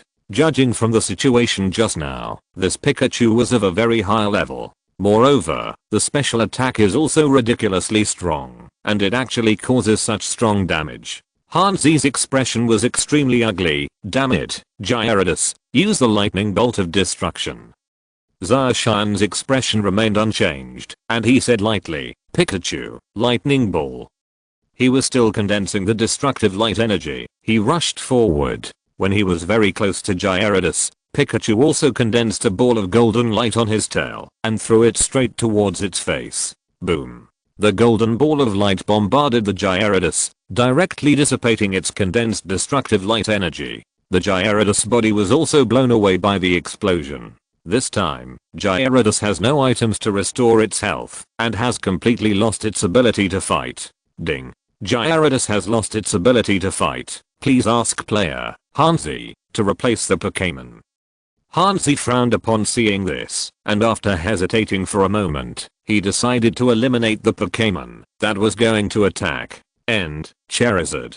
This fire-breathing dragon is his starter Pokémon and its stance is quite good, above the advanced grades. From the early days of the game until now, he has trained Charizard to level 75 and its strength is obvious to all. With a flash of white light, a level 75 fire-breathing dragon appeared on the battlefield. When Zacian saw this, he did not take Pikachu back. You must know that, although Pikachu is a little crispier, the damage is obvious to everyone. Moreover, Charizard is countered by the electric type, so this round has an advantage from the beginning. Charizard, use flames. After player Hansi finished speaking, Charizard opened its mouth and a jet of flames shot towards Pikachu. Move at high speed and avoid it. Pikachu quickly made a move and ran back and forth on the field, avoiding the fire-breathing dragon's attack. 100,000 volts. After Pikachu avoided the fire-breathing dragon's flames, Zacian seized this opportunity and ordered Pikachu. Player Hansi's expression changed slightly, and he quickly shouted, Charizard, fly up and avoid it. Hearing this, Charizard flapped its wings and flew up, successfully avoiding Pikachu's 100,000 volt attack. Zacian raised his eyebrows. Hansi showed a hint of joy and said, alright, Charizard, unleash your full strength. Mega Evolution. Then the player Hansi revealed the keystone he was holding. The moment the keystone was revealed, a colorful evolutionary light appeared on Charizard's body. Boom. Charizard's momentum suddenly increased, and Charizard Mega evolved into Charizard Y in the light. Charizard, use Flare Charge. If that's the case, let's get rid of it. Pikachu, Z move, tens of millions of volts. Zacian smiled gently, revealing the Z bracelet on his left hand. Pikachu. Pikachu shouted, and a hat vaguely appeared on his head. Immediately afterwards, Pikachu's entire body bloomed with dazzling golden eyes, which instantly filled the entire battlefield. Boom. The attacks from both sides collided fiercely, and the attacks from both sides caused a powerful storm to appear nearby. The sight is blocked. At this moment, Pikachu was also thrown out by the fierce impact. Hansi looked at Pikachu who was thrown out and laughed. Hahaha, I knew you could do it. What a Z move is nothing more than that. Although Pikachu's health was reduced by a third after landing, he was still alive, able to fight. Charizard was not so lucky. Under Pikachu's powerful attack of tens of millions of volts, he directly lost his ability to fight. When the smoke cleared, Charizard also fell into the center of the field and returned to its original appearance. What? How could this happen? Watching the fire-breathing dragon fall, the player Hansi looked extremely ugly, with an expression of disbelief. Ding. Charizard has lost its fighting ability. Please ask player Hansi to switch Pokémon. Hansi, who looked constipated, could only take back Charizard and then replaced it with a third Pokémon while gritting his teeth. A level 71 Sniper Owl. The next battle was extremely simple. Zacian didn't spend much effort at all. Pikachu directly took out the Sniper Owl, followed by the level 72 Eagle and the level 71 Jackrabbit. But they were all miserably defeated at the hands of Pikachu. Of course, the opponent's last Pokémon was a level 74 Biting Landshark, which surprised Zacian a little. He didn't expect that the opponent also had an ace. Zacian smiled slightly, switched Pokémons, and replaced the Biting Landshark. Soon, due to the powerful strength of the Libite Landshark, player Hansi was defeated by the Libite Landshark. In this way they successfully won the first match of the summer semifinals. Chapter 243. In the second game of the semifinals, Koga Ninja participates. The second game soon started. In this game, Zacian was on a rocky field. I have played many matches on rocky places during the summer, so I'm no stranger to this place. In this game, Zacian's opponent is a female player named Lin Yu. After Lin Yu saw that her opponent was Zacian, a sweet smile appeared on her face and said, "Hello, Master Kai, I'm Lin Yu, and I'm your fan. Please be gentler in your actions soon." Yu acted flirtatiously and cutely towards Zacian. To be honest, this kind of offensive made Zacian a little unbearable. However, for him the game is more important. It is impossible to let her go, just because the opponent in front of you is a female player. The formation of this summer match is the same as the previous match, basically unchanged. At this time, Subajan also ended the battle, and was still successfully promoted to the next game. Taking advantage of this free time, she also watched the live broadcast of the summer game on the live broadcast list. Then, she clicked to take a look, and when she saw the player, Lin Yu, acting flirtatious towards Zacian, she gritted her teeth in hatred. Zacian doesn't know all of this. On the field, Zacian shook his head and said, "No matter what, I won't give up." Hearing this, Lin Yu also smiled. She knew that Zacian would say this. None of the players who can advance here are simple characters. Her strength can also be said to be very strong, ranking 323rd on the ranking list. She is no stranger to the name Kai. She often hears Zacian appearing in advertisements throughout the server. Being able to compete with Zacian, Lin Yu still has some expectations in her heart. As for being his fan, it was actually just to lure Zacian. After all, in a duel with such a master, one must seize every opportunity to create an advantage. In that case, then this is my first Pokémon. Come out, Metagross.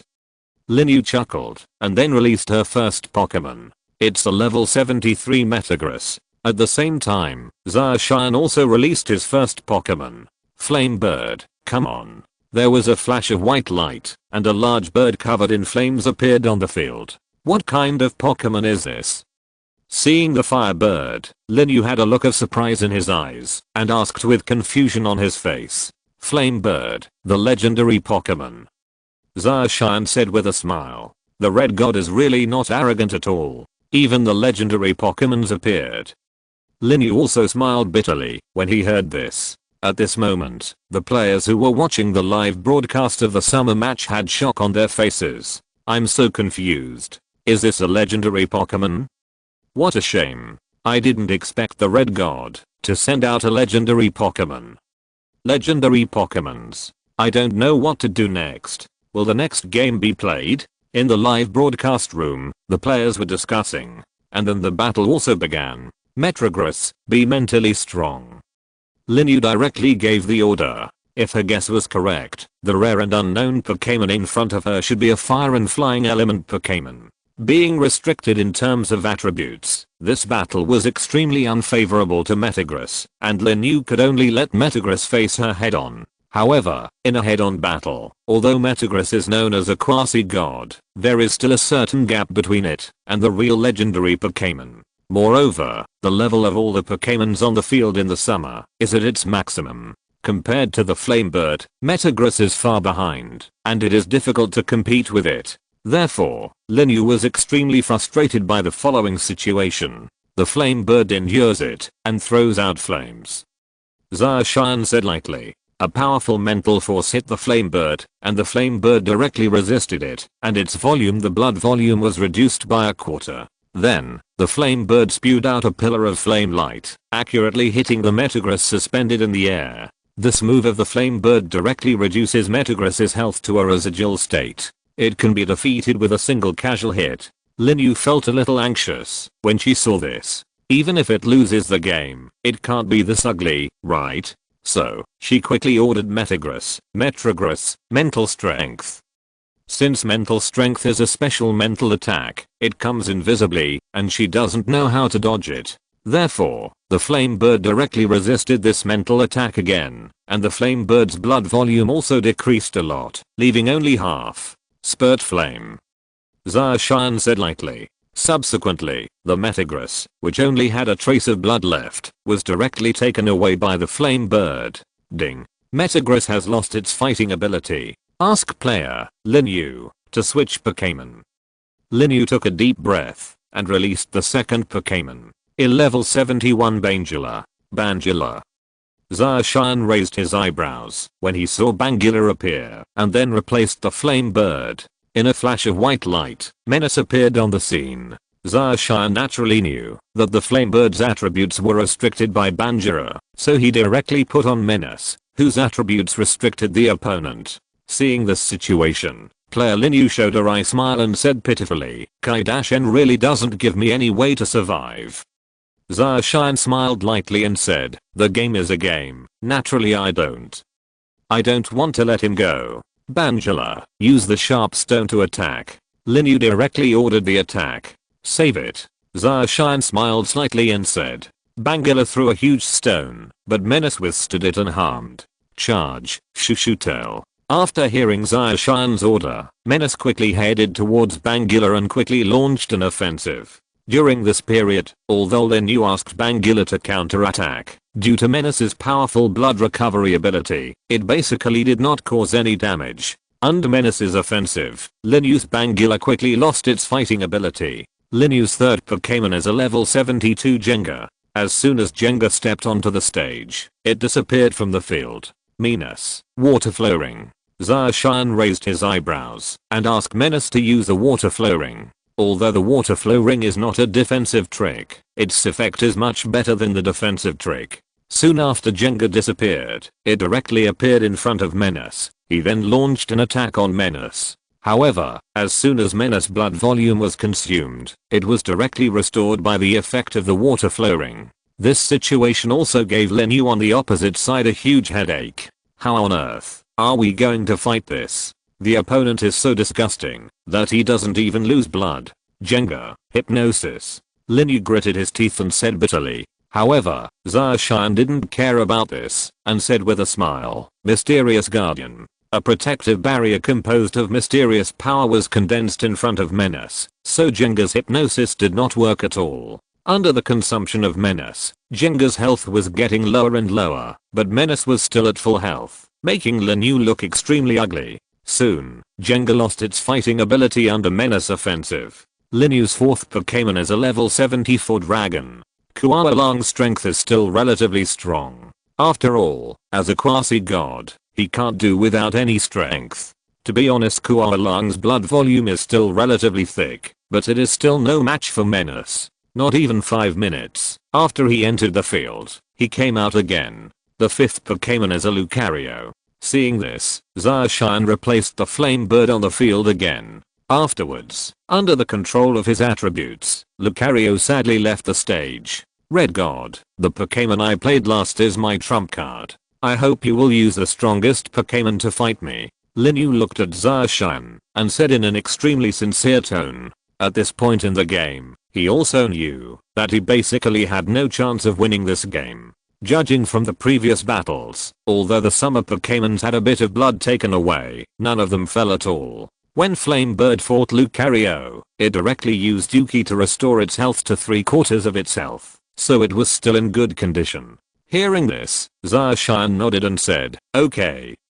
To be honest, each of his Pokémon was quite strong, and he was a little embarrassed about which one to send onto the field. After hesitating for a moment, Zacian still sent the smart frog onto the field. There was a flash of white light, and the black Koga-ninja appeared on the field. Go. Gardevoir. Linu's eyes flashed, and then he released his star Pokémon, the level 75 Gardevoir. As soon as Gardevoir appeared on the scene, Linu revealed the evolution keystone on his wrist and said, Gardevoir, show your strength. Mega Evolution. Gardevoir's body bloomed with a colorful light, and its momentum gradually increased. Zacian smiled lightly and said, Koga Ninja, Bond Evolution. As Zacian's words fell, the light of evolution also appeared on Koga Ninja's body. As the light dissipated, the two evolved Pokémon appeared on the battlefield again. If you're listening to this novel on a channel other than Fanfic World, it means they downloaded and uploaded it without effort. We cordially invite you to visit our channel, Mundo Fanfic Novelos. There you'll find the original version of this story and you can explore many other novels of various genres. We're waiting for you to immerse yourself in a world of incredible novels. Chapter 244. The Prince of Kanghei plans to capture Sakaki. It has appeared. It has appeared. This Koga Ninja frog must be the one Red God used in the fishing competition. Let me tell you, this Koga Ninja frog is really beautiful after its Bond evolution. I love it. I also seem to have a Koga Ninja frog with blinking Bond characteristics. Unfortunately, the chance of it appearing is very low. At this moment, the last round of the game officially began. Gardevoir, use mental power. Linu was not at all polite and directly let Gardevoir launch the attack. As the words fell, Gardevoir's eyes suddenly burst into a blue light, and immediately a majestic mental wave rose into the sky and enveloped the Koga Ninja frog. Seeing this, Zacian's expression did not change at all, and he did not even intend to let Koga Ninja escape. Koga Ninja, magic power. The powerful mental power bombarded Koga Ninja's body, but it had no effect, because the evil guy's immune to superpower type attacks. Oops. I forgot that the Koga Ninja frog has evil attributes. Linu, who was opposite, saw this situation and his expression suddenly changed. At this moment, Koga Ninja's closed eyes suddenly opened, his hands formed seals, and invisible ripples spread all over the place. Gardevoir, after being attacked by the Koga Ninja frog's magical power, Gardevoir felt that the entire spiritual world was being violently impacted, as if it was about to break, and he screamed in pain. And Gardevoir's blood volume was reduced to 0 after this blow. Damn it. Gardevoir, absorb the kiss. Linu's thoughts quickly changed, and he quickly changed his attack method. Koga Ninja is restricted by the fairy type. As long as he uses the fairy type's abilities to delay the situation, he will still have a chance to defeat Koga Ninja. As soon as he finished speaking, Gardevoir blew a pink kiss and flew towards the Koga Ninja frog, accurately hitting it to the Koga Ninja frog. Outstanding effect. After receiving this blow, Koga Ninja's blood volume also dropped a lot, remaining 2/3. Gardevoir's blood volume has recovered to 1/4. No chance. Zacian naturally saw through Linu's plan and had no intention of holding back. He ordered the Koga Ninja frog, deliver the final blow, shadow sneak attack. He closed his eyes, and then a black shadow spread out from Koga Ninja's feet, and within a few breaths, it reached Gardevoir's feet. Then, the black shadow launched an attack on Gardevoir. Boom. There was an explosion, and Gardevoir directly lost its ability to fight under this blow. Linu was also a little dumbfounded. She didn't expect Zacian to act so unreasonably. Logically speaking, Koga Ninja usually uses water-based skills, but he didn't expect that from the battle to the end, Zacian would ask Koga Ninja to use superpowers and ghost-based skills. Gardevoir extremely restricts these two attribute skills, and his trump card was defeated in just 2 moves. This round of battle was really frustrating. Linu looked at Zacian resentfully, with a wry smile on his face. Zacian smiled lightly, not paying attention to Linu's gaze. Immediately afterwards, the third semi-final game quickly began. The opponents in this game were slightly weaker than the opponents they encountered before. Their ranking on the ranking list exceeds 400, and there is still some gap between their strength and the first 2 opponents. Therefore, without expending much effort, Zarshan simply used a land shark biting to complete the feat from 1 to 6. Ding. Congratulations to player Kai for winning and successfully advancing to the next stage of the competition. Players are requested to participate in the next stage of the competition on time within a week. If you do not participate in time, you will be deemed to have given up. With the appearance of this message, Zarshan was also teleported out of the arena. After leaving the arena, Zarshan met Subajan, who was leaving the competition. Zarshan walked up to Subayan and said with a smile, "How was the game?" When Subayan saw that it was Zarshan, a flash of joy flashed across her eyes and said, "In the last game, we met a stronger opponent. Fortunately, we turned defeat into victory and successfully advanced." Yes. Very good. Zarshan, how many legendary Pokémon do you have in your hands? Subajan asked curiously. I haven't specifically calculated this, probably more than 10. Zarshan said with a smile. So many? When Subajan heard this, her beautiful eyes widened with disbelief on her face. You must know that there are only about 5 legendary Pokémon in the entire Chinese server, and Zarshan actually has more than 10 in his hands, which was why Subayan was so surprised. It's just good luck. Speaking of which, the legendary Pokémons that are easiest to obtain are the 3 sacred birds, the flame bird, the frozen bird, and the lightning bird. To conquer the 3 sacred birds, you must have pure beads, and then go through the 3 sacred birds of water, fire, and thunder. Use evolution stones to synthesize them and collect energy. When the energy is full, you can find the altar of the 3 sacred birds in the Alloy Huan terrain, the flat-topped mountain terrain, and the ice field terrain, so that you can summon the legendary Pokémons. Zarshan said. That's it. It turns out that purity pearls have such an effect. The guild did get some purity pearls before, but they didn't know how to use them, so they were all buried at the bottom of the box. He suddenly nodded, and then said, at this moment, a member of Subajan's guild suddenly ran over and said, President, Sister Wee and the others started a quest when they were exploring the Pokémon world. It was a quest about the legendary Pokémon. Now Sister Wee asked, do you want to go and take a look? Okay, I understand. I'll go right away and ask her to send me the location. Subayan nodded, then said, by the way, since it's about the legendary Pokémon, the quest should be very difficult. Please call more people. Okay. The female player nodded, then teleported away. She must have called more people. How's it going? Are you interested in going and taking a look with me? The best red god in the entire server. Subajan looked straight at Zarshan and said with a smile, I don't dare to be the first in the entire server, but I'm a little curious about what the legendary Pokémon's quest is. Zarshan said with a smile, okay, let's go. With you here, I think this task should be easier to complete. You are the first player in the entire server to reach the full level.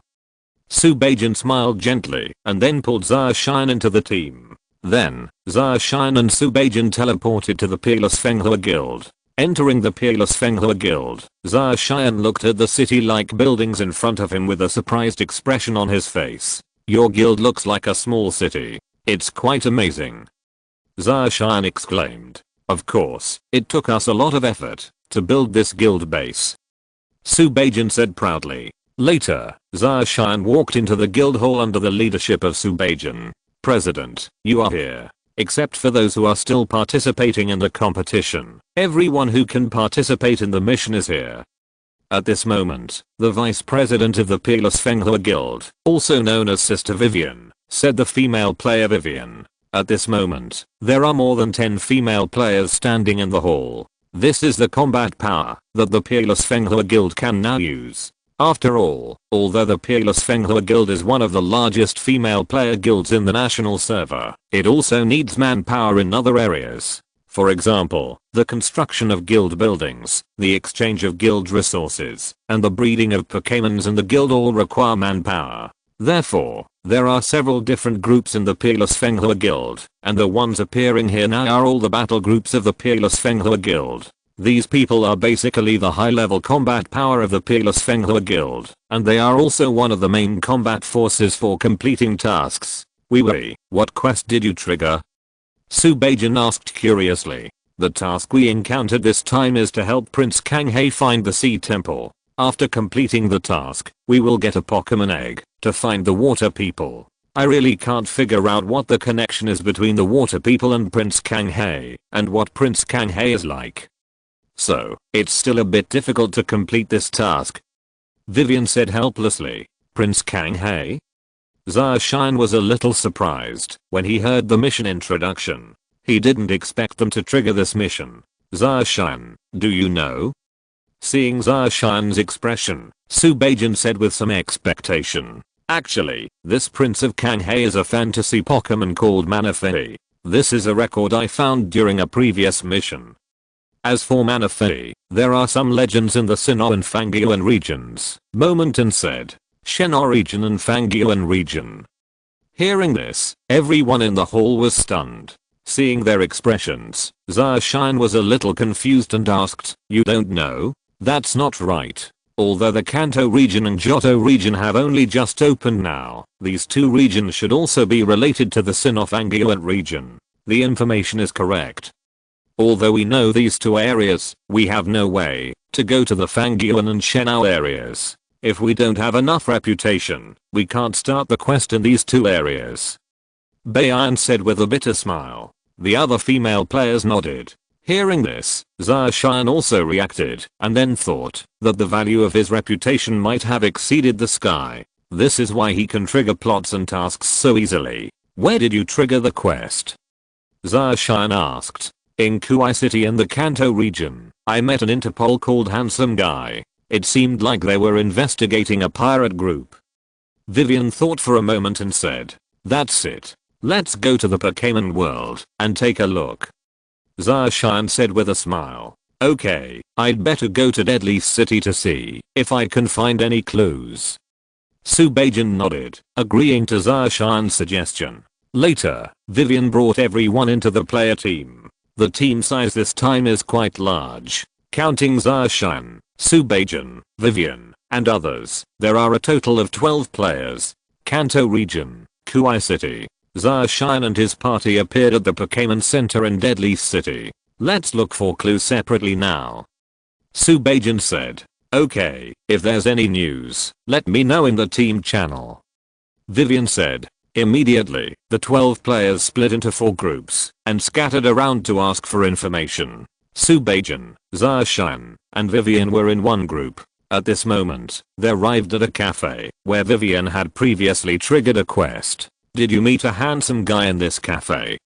After entering the cafe, Zacian looked around and found that the Interpol police officer Vivian mentioned wasn't in the cafe. Yes, when I met him before, he seemed to be investigating something, but after starting the mission, he disappeared.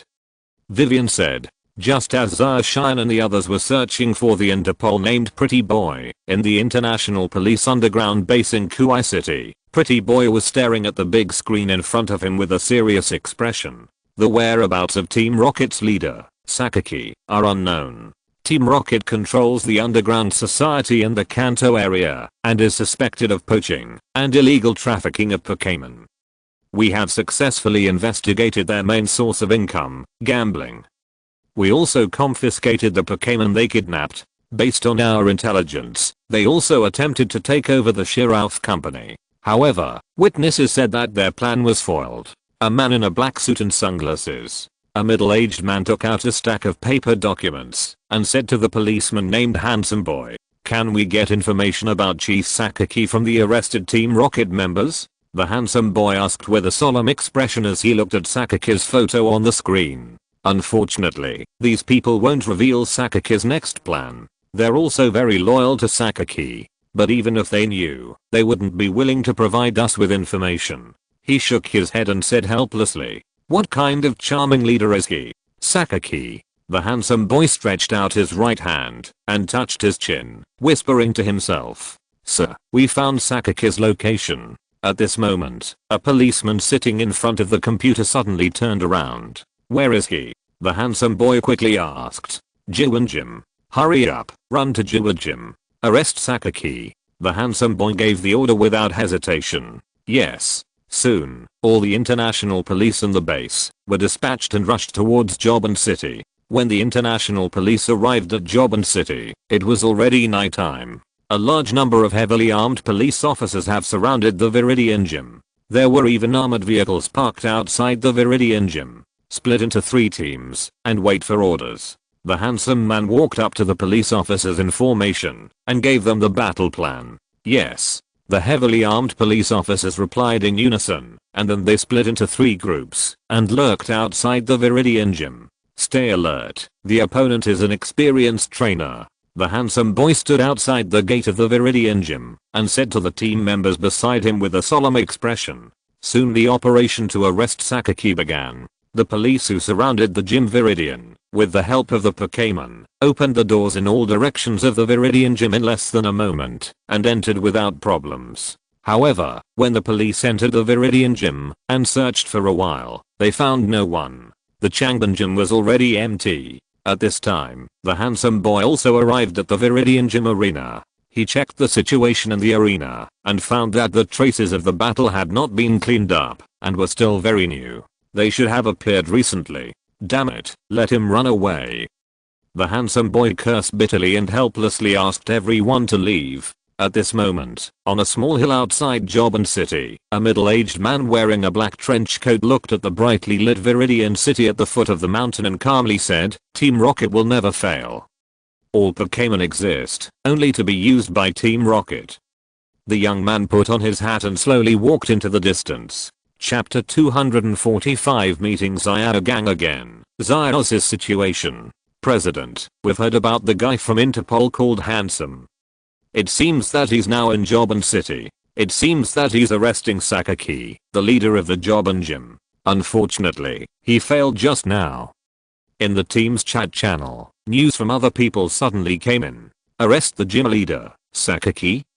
Zarshan raised his eyebrows when he saw the news, feeling a little surprised. He seemed to remember that there was such a plot. After Sakaki disappeared, it was rumored that Team Rocket had disbanded. However, these are just rumors put out by the Rockets. Their purpose is to keep the Rockets out of the League's sight and hide in the dark. Later, when Sakaki returned again, Team Rocket revived and formed Team Rainbow Rocket. However, for now, it's best to find the handsome Interpol policeman first and ask him if he has any clues about Prince Kanghei's mission. Soon, Zarshan and his group arrived at Tokiwa City. They found the handsome detective in the blocked Viridian Gymnasium. What do you want from me? The handsome criminal policeman looked at the dozen people in front of him and asked with some confusion. Hello handsome boy, we want to ask about the water people. Do you know anything about it? Zarshan directly stepped forward, showed the handsome boy the certificate of the honorary champion of the league, and then said, that's it. I have had contact with the water people before. I accidentally obtained a mysterious egg from the Philae area before. It is said to be something related to the water people's inheritance. Later, it was handed over to the water people. The handsome boy thought about it. After a while, he talked about his previous contact with the water people. Later, Zarshan and others learned about the water people's tendencies from the handsome boy. They seemed to be acting in the Kanto area recently. The last time the handsome boy met the water people, they were still near Dryleaf City, but the handsome boy didn't know where they were now. What should we do now? Subajan's eyes fell on Zarshan, wanting to ask for his opinion. Let's search separately. The Kanto area is quite large. Although it takes a few days to cross the entire area, it's also a waste of time. You know, there are still 6 days before the next stage. We don't have that much time to spend here. It's better to form separate teams and search for the water people's whereabouts separately. Zarshan thought for a moment, then expressed his opinion. What do you think? Subajan looked at the others. Okay. Vivian and the other female players nodded.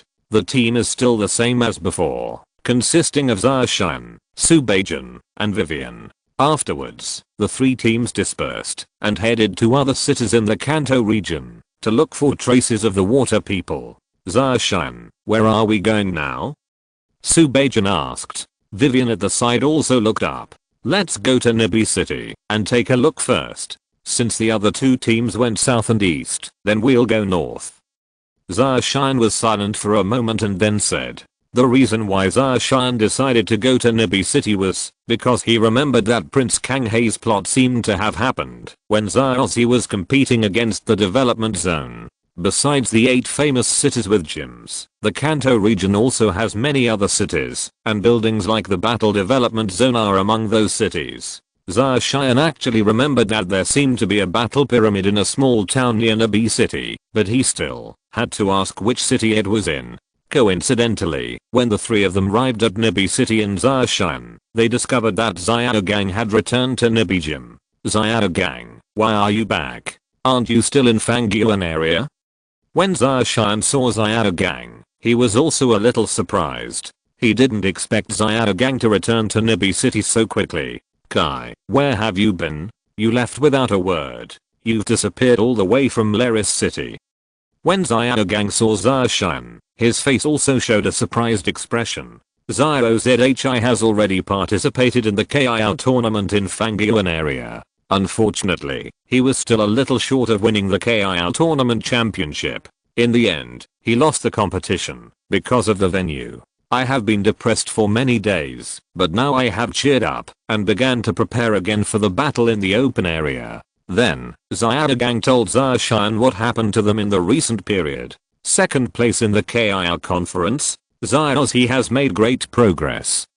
Hearing this, Zarshan was also stunned for a moment. He didn't expect that the plot would actually change. Originally, he thought that this game would follow what happened in the previous life's plot, and that Ash could only win the championship by going to the Alola region. At the KIO conference, although Xiaozi showed KIO, he only got the top 8 results in the plot of his previous life, and now he has directly soared to second place in the conference. It seems that his previous teachings to Xiaozi can still change the plot. This game is really real. Players can play a certain role in NPC. Thinking of this, Zarshan sincerely felt happy for Xiaozi.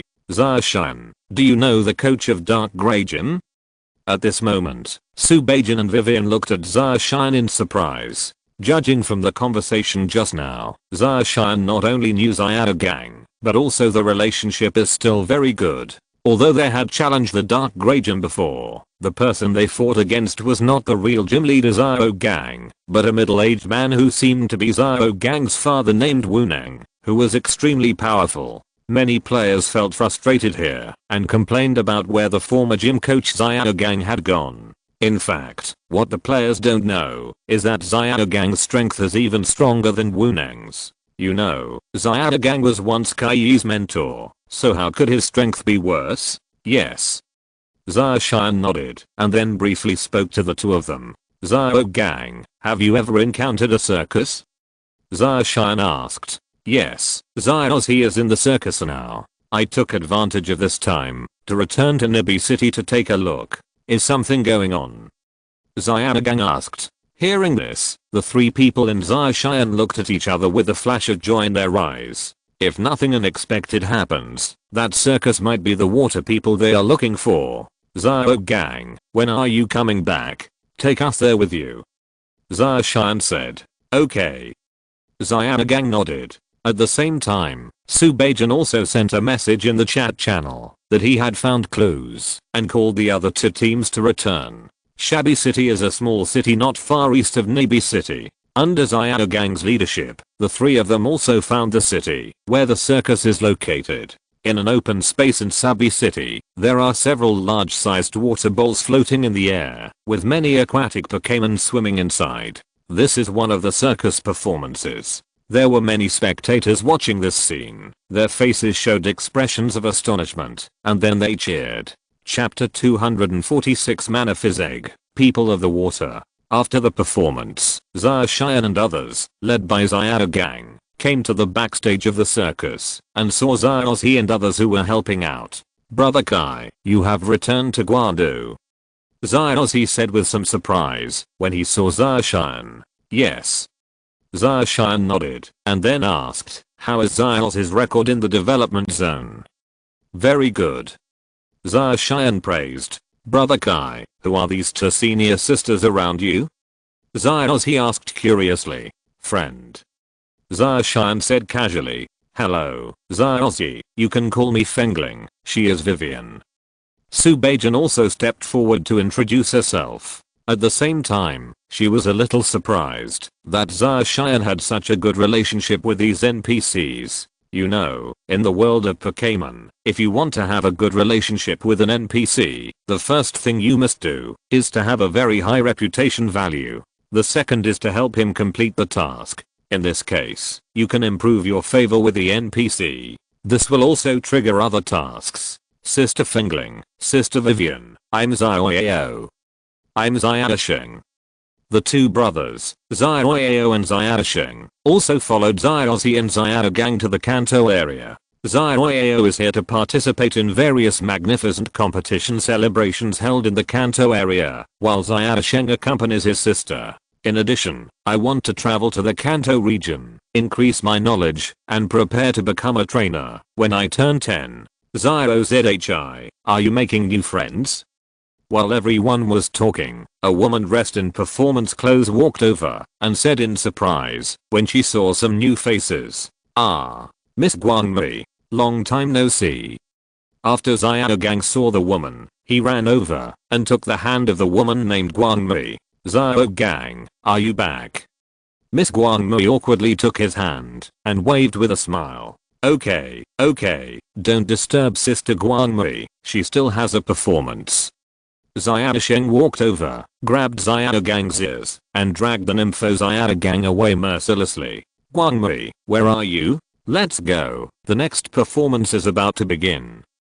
At this moment, a middle-aged couple and an old man came over. They are Guangmei's family, Grandpa Sapu, Father K, and Mother Milam. I'm coming.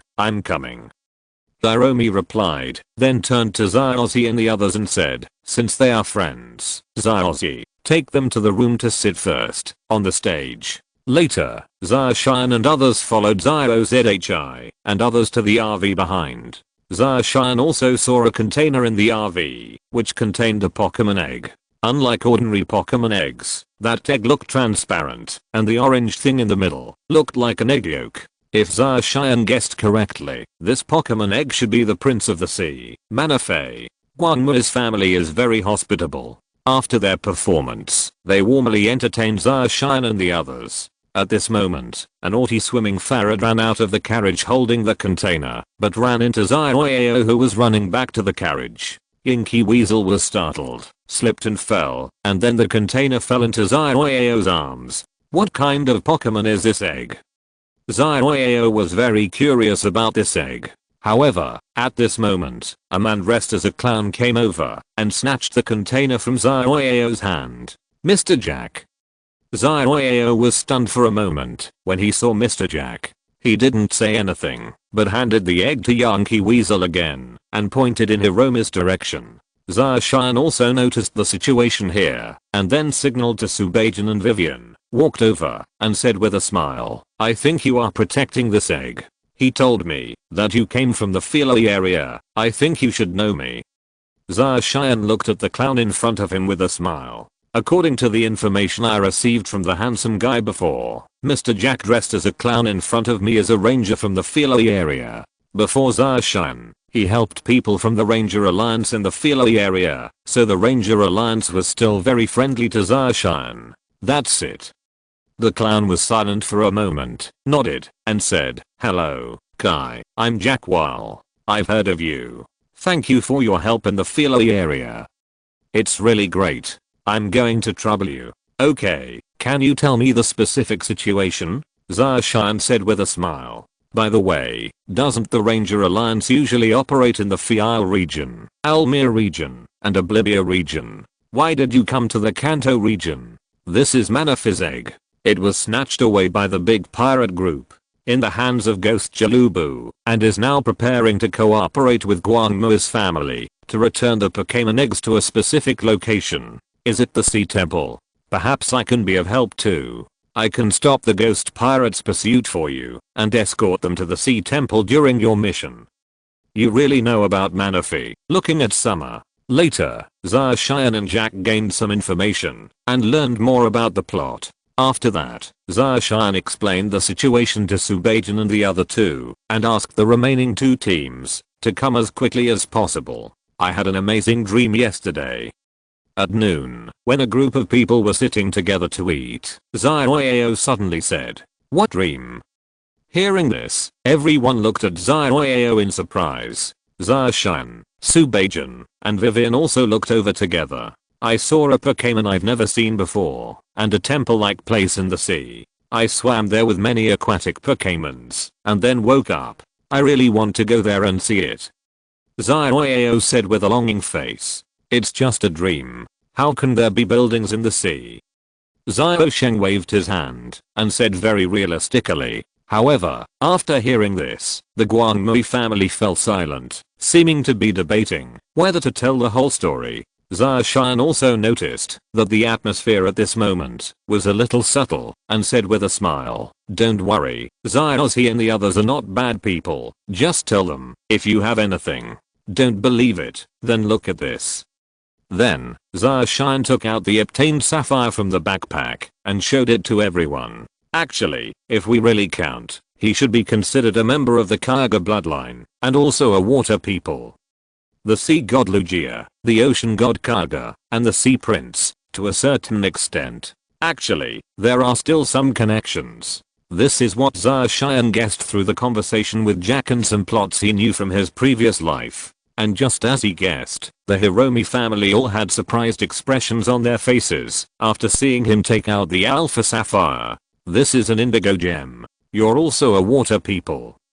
Menilan asked in surprise, are you from the Fangyu and Deep Sea clan? Casually made up. How could he know whether the Deep Sea clan was real or not? Cheyenne looked solemnly at Guangmui's family and said, then, don't doubt us.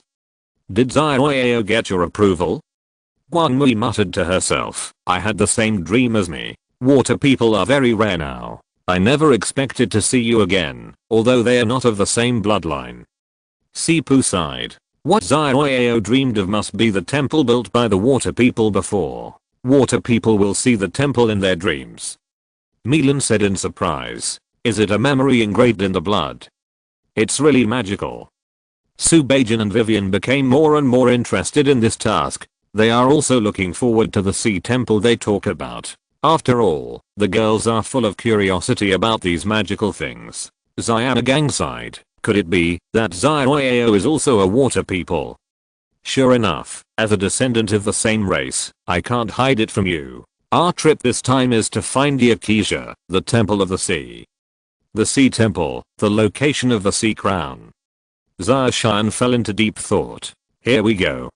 At this moment, Jack, who was dressed as a clown not far away, suddenly stood up with a very serious expression. Chapter 247, Ghost Pirate Group, Simple and Crude.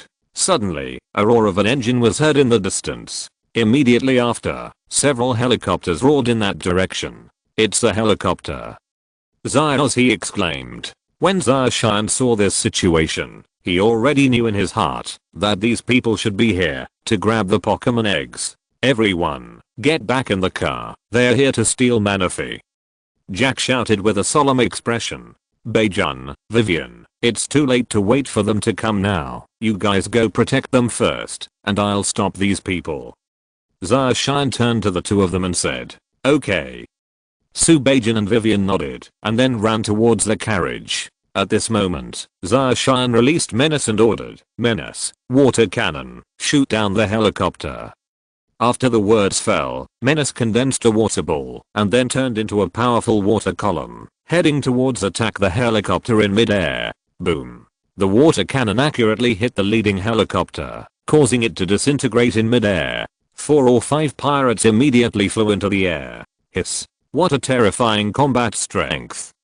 At this moment, Jack also resumed his original patrolman attire. He was escaping with the Manaphy egg. When he saw this scene, he suddenly took a deep breath. It was unheard of that a Pokémon could destroy a helicopter with a single attack. At this moment, other helicopters that had successfully landed had spread out to surround Zioshi and others. A middle-aged man with a beard walked out from the wreckage of the helicopter.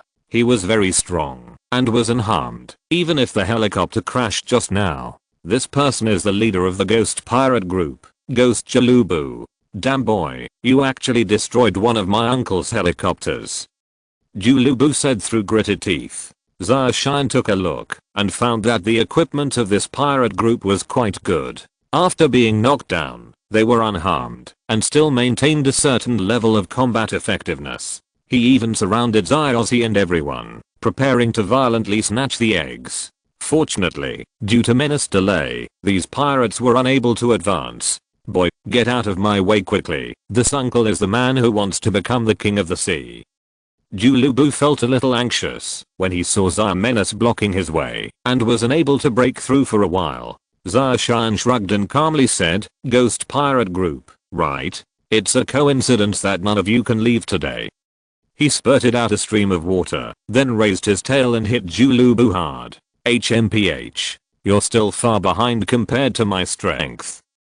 Jalubu's veins were exposed, and his shirt was torn open, revealing his strong muscles. Immediately afterward, he resisted Menace Watertail, and even dragged Menace up, and threw him away. Shit, what's going on? Seeing this scene, Zarshan was dumbfounded. Is this guy still a human? My fully leveled Menace was actually thrown out. How terrifying is the explosive force?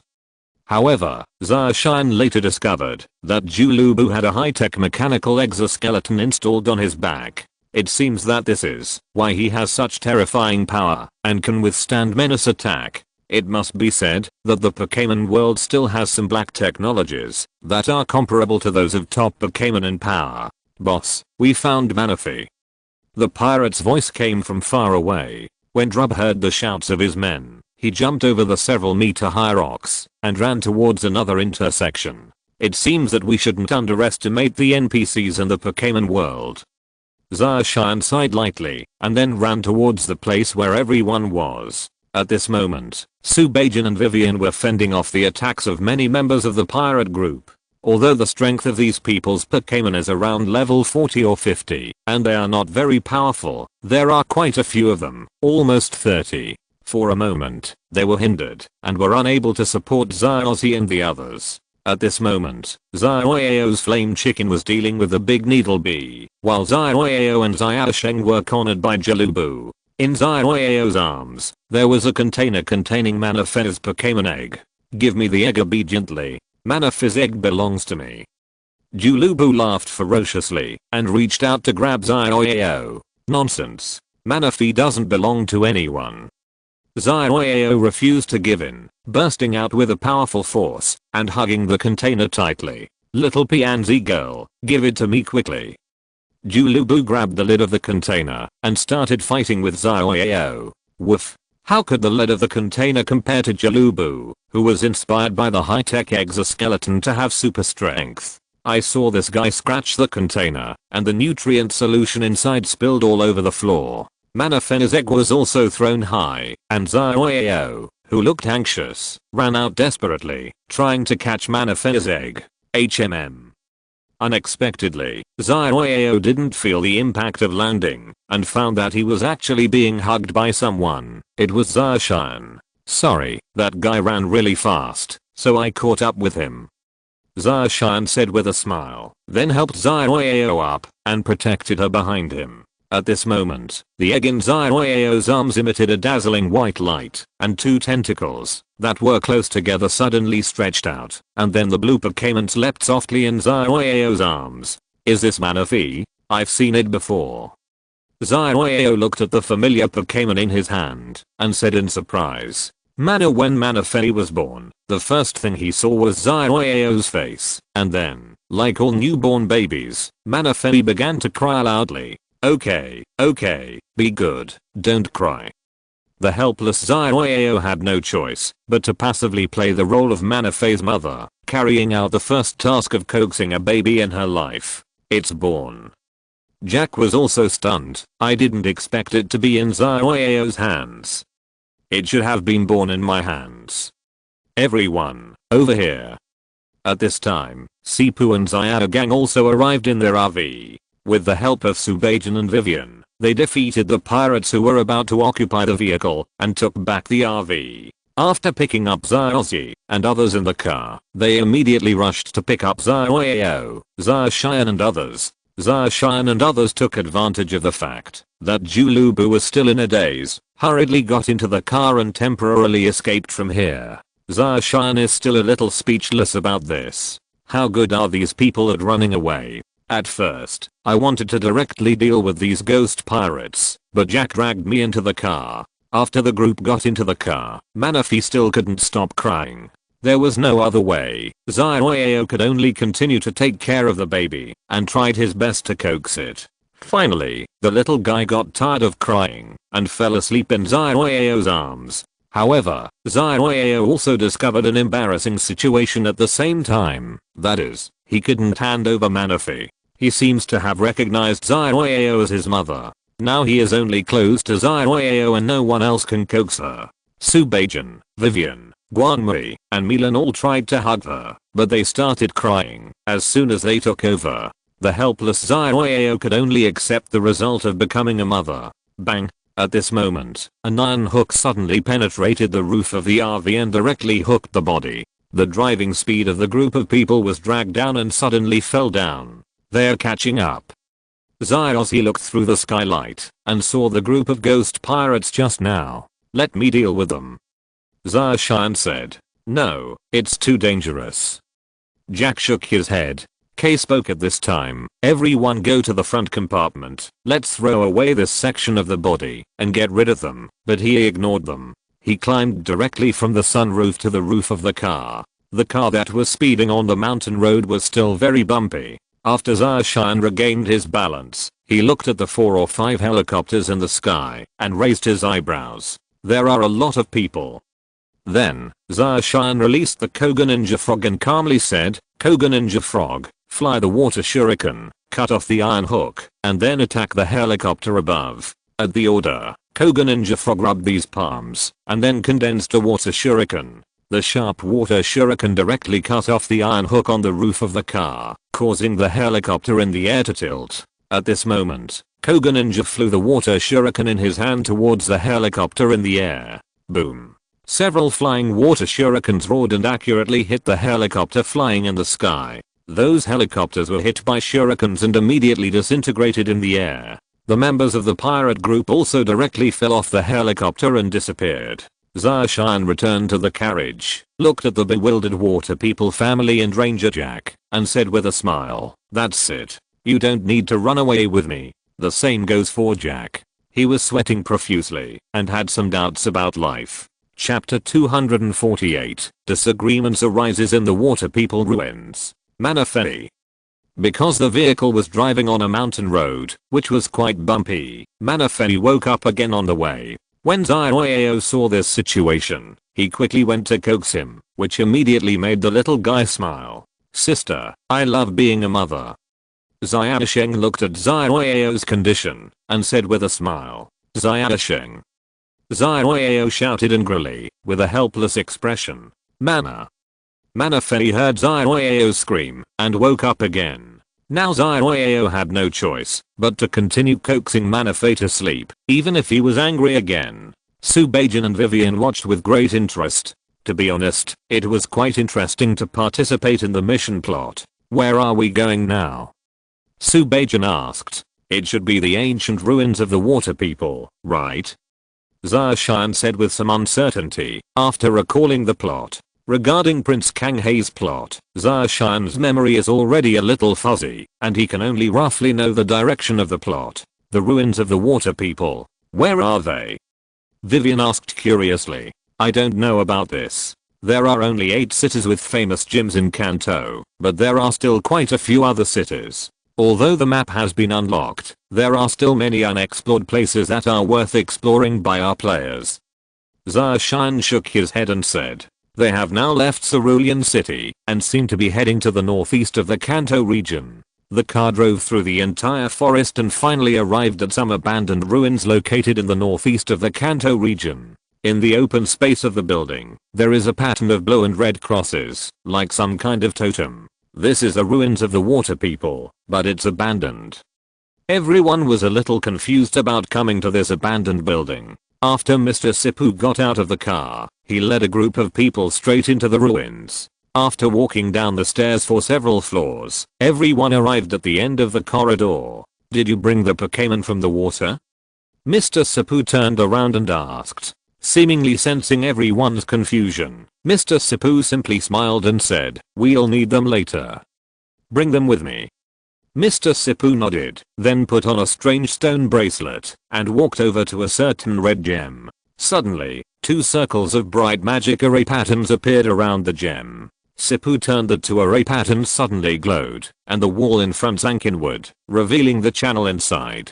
Then, everyone released the Pokémon from the water, entered the channel, and moved forward.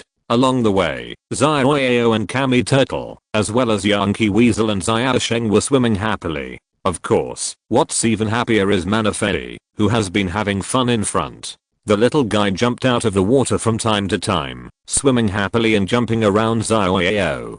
He looked very happy. When will cute creatures like Pokémons actually appear? Subajan sighed with envy on his face as he looked at the scene in front of him. In this regard, Zaoshan just smiled. If we say, a parallel world, where the Pokémon world and the real world merge is still possible. However, in this world, where Pokémon games already exist, it should be impossible. The group of people followed the canal, until they reached the end. When they went up again, they found a huge space. Walking up the stairs, Kay didn't know what mechanism he touched. The empty corridor suddenly lit up, and the murals on the wall were revealed to everyone. That place is exactly the same as the one I saw in my dream. Xiaoyao said in astonishment as she looked at the patterns on the mural. That's the Sea Temple, Yaksha. Hiromi said subconsciously. She was also a water people, and had dreamed of this place. There's a treasure called the Crown of the Sea in Yakusha. Milam also said, it's because of that treasure that thieves from all over the world flock to. In order to protect the temple and the treasures, a device was activated to change the color of the temple to the same as the sea water, making it invisible to the naked eye. At the same time, the temple will also flow with the sea water and continue to drift in the ocean, completely preventing it from floating away. Only during a total lunar eclipse will the temple appear in front of people again. At that time, the water people would hold grand festivals to express their gratitude to the water Pokémon. It's a pity that the water people are almost extinct now. Sipu's words were filled with emotion and sadness. That's why Manaphy is needed. At that moment, Jack said, Manaphy is the beacon that can guide everyone to find the temple. The Sea Temple was originally the place where the merpeople of Manaphy lived. The temple built, so Manaphy hatched from the egg can still find it by instinct. The temple is Manaphy's hometown. Sipu sighed. So, the goal of the Ghost Pirate group is Manaphy. Their purpose is to snatch the Sea Crown. At this moment, everyone also understood the whole story. Protecting Manaphy from the old drub of the Ghost Pirate group is my task as a Pokémon Ranger. Jack said seriously, but fortunately, with the help of Kai, it is impossible for them to catch up. We are here. Is that so?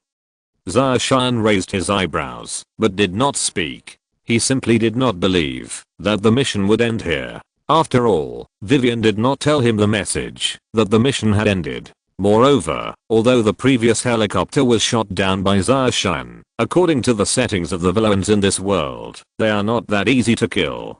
Perhaps the ghost pirates are trying their best to find this place. After all, judging from the plot of the original book, Julubu, the leader of the ghost pirate group, seems to be aware of the existence of these ruins. Most likely, he is also a member of the water village. A group of people found a river passage in this secret space. Then everyone saw a small boat beside the canal. After getting on the boat, everyone continued forward. Not long after, they entered a cave filled with blue light, and this cave was the exit to the outside. I want to express my gratitude to you for helping us get here. After we leave this canal, we will say goodbye. I can handle the rest of the matter myself. At this moment, Jack suddenly said to Xiaozi and the others. Zia, Shan and others said. As I just said, the ghost pirate group may not give up so easily. They may find you at any time. Are you sure you don't need our help?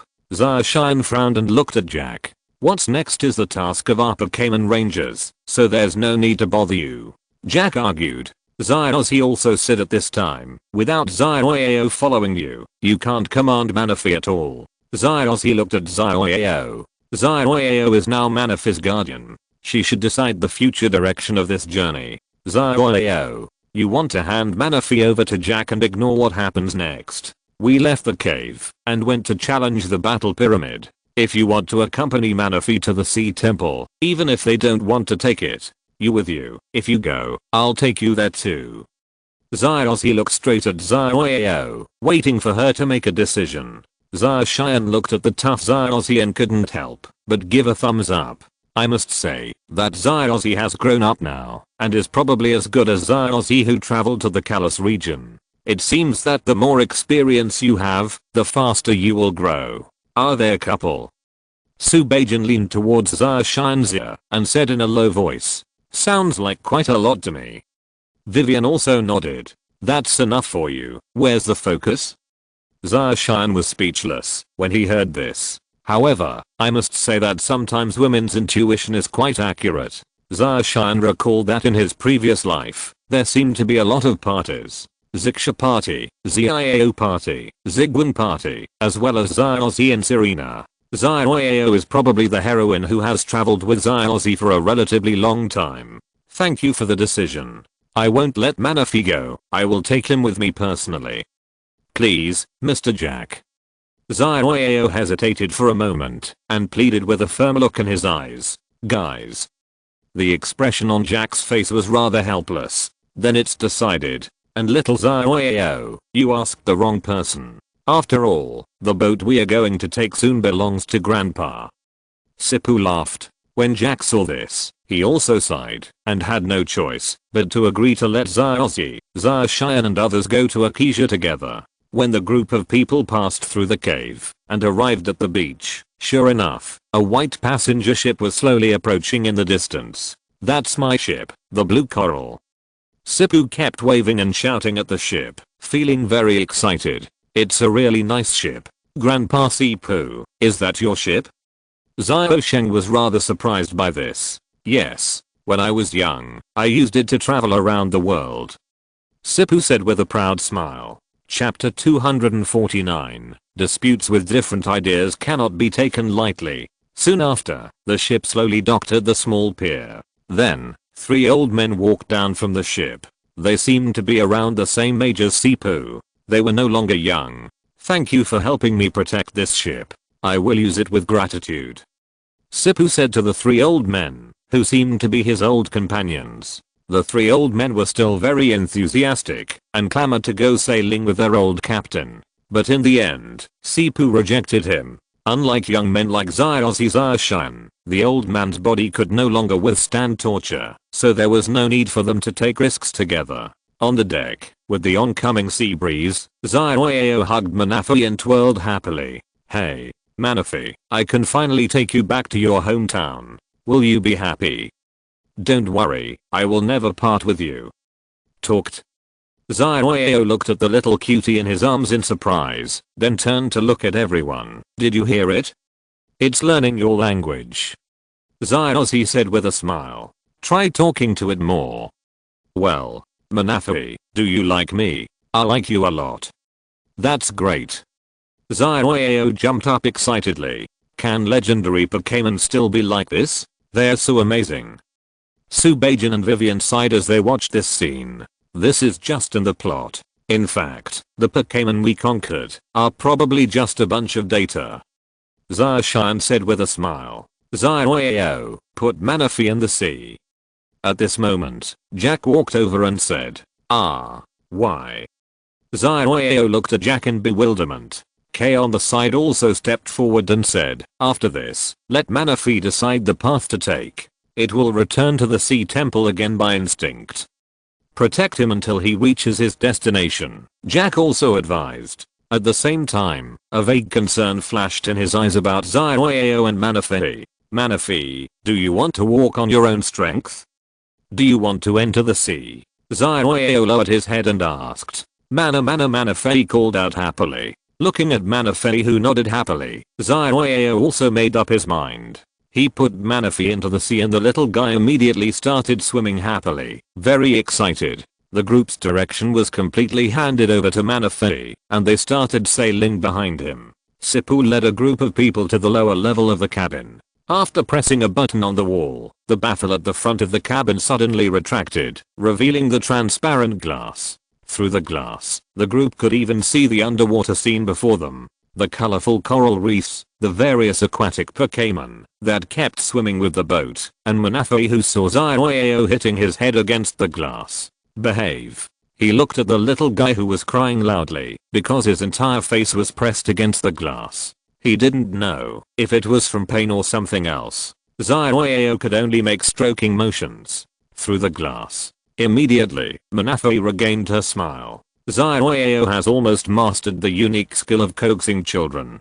The day of the total lunar eclipse seems to be getting closer and closer, and there seems to be no sign of pursuers behind everyone. This is what Jack said. He once used a piraglider to ascend into the sky. He used a telescope to spot it, and found no ships or helicopters following him, so he judged this trip to be quite safe. Since it was safe, the group naturally treated it as sightseeing by eating, drinking, and having fun. At this time, Zyozzy and others also took the Pokémons and Manaphy to dive under the coral reef, and had a great time. Zaoshan, Subajan, and Vivian watched with interest on the deck. This task doesn't seem as difficult as imagined.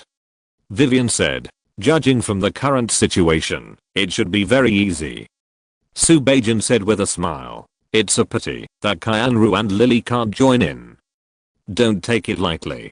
Based on my experience in performing tasks many times, this task is definitely not that simple. Zaoshan said, although there are no pursuers now, he knows the plot and understands that, although this plot is not too exciting, the difficulty is always at the end. Moreover, Zaoshan also felt that there was something strange. Generally speaking, pirate groups shouldn't have so much equipment. Helicopters, high-tech mechanical exoskeletons. No matter how you look at it, this task is not that simple. I'm afraid that the ghost pirate group will definitely not be the only villain this time. Behind this, there must be other organizations, such as the rocket team in the Kanto region or the water fleet in the Fangyuan region. Even other organizations in the Pokémon world, etc. The Pokémon world is actually very large, and in some places, there are always some unknown secret organizations. ZIOZHI, I want to ask you something.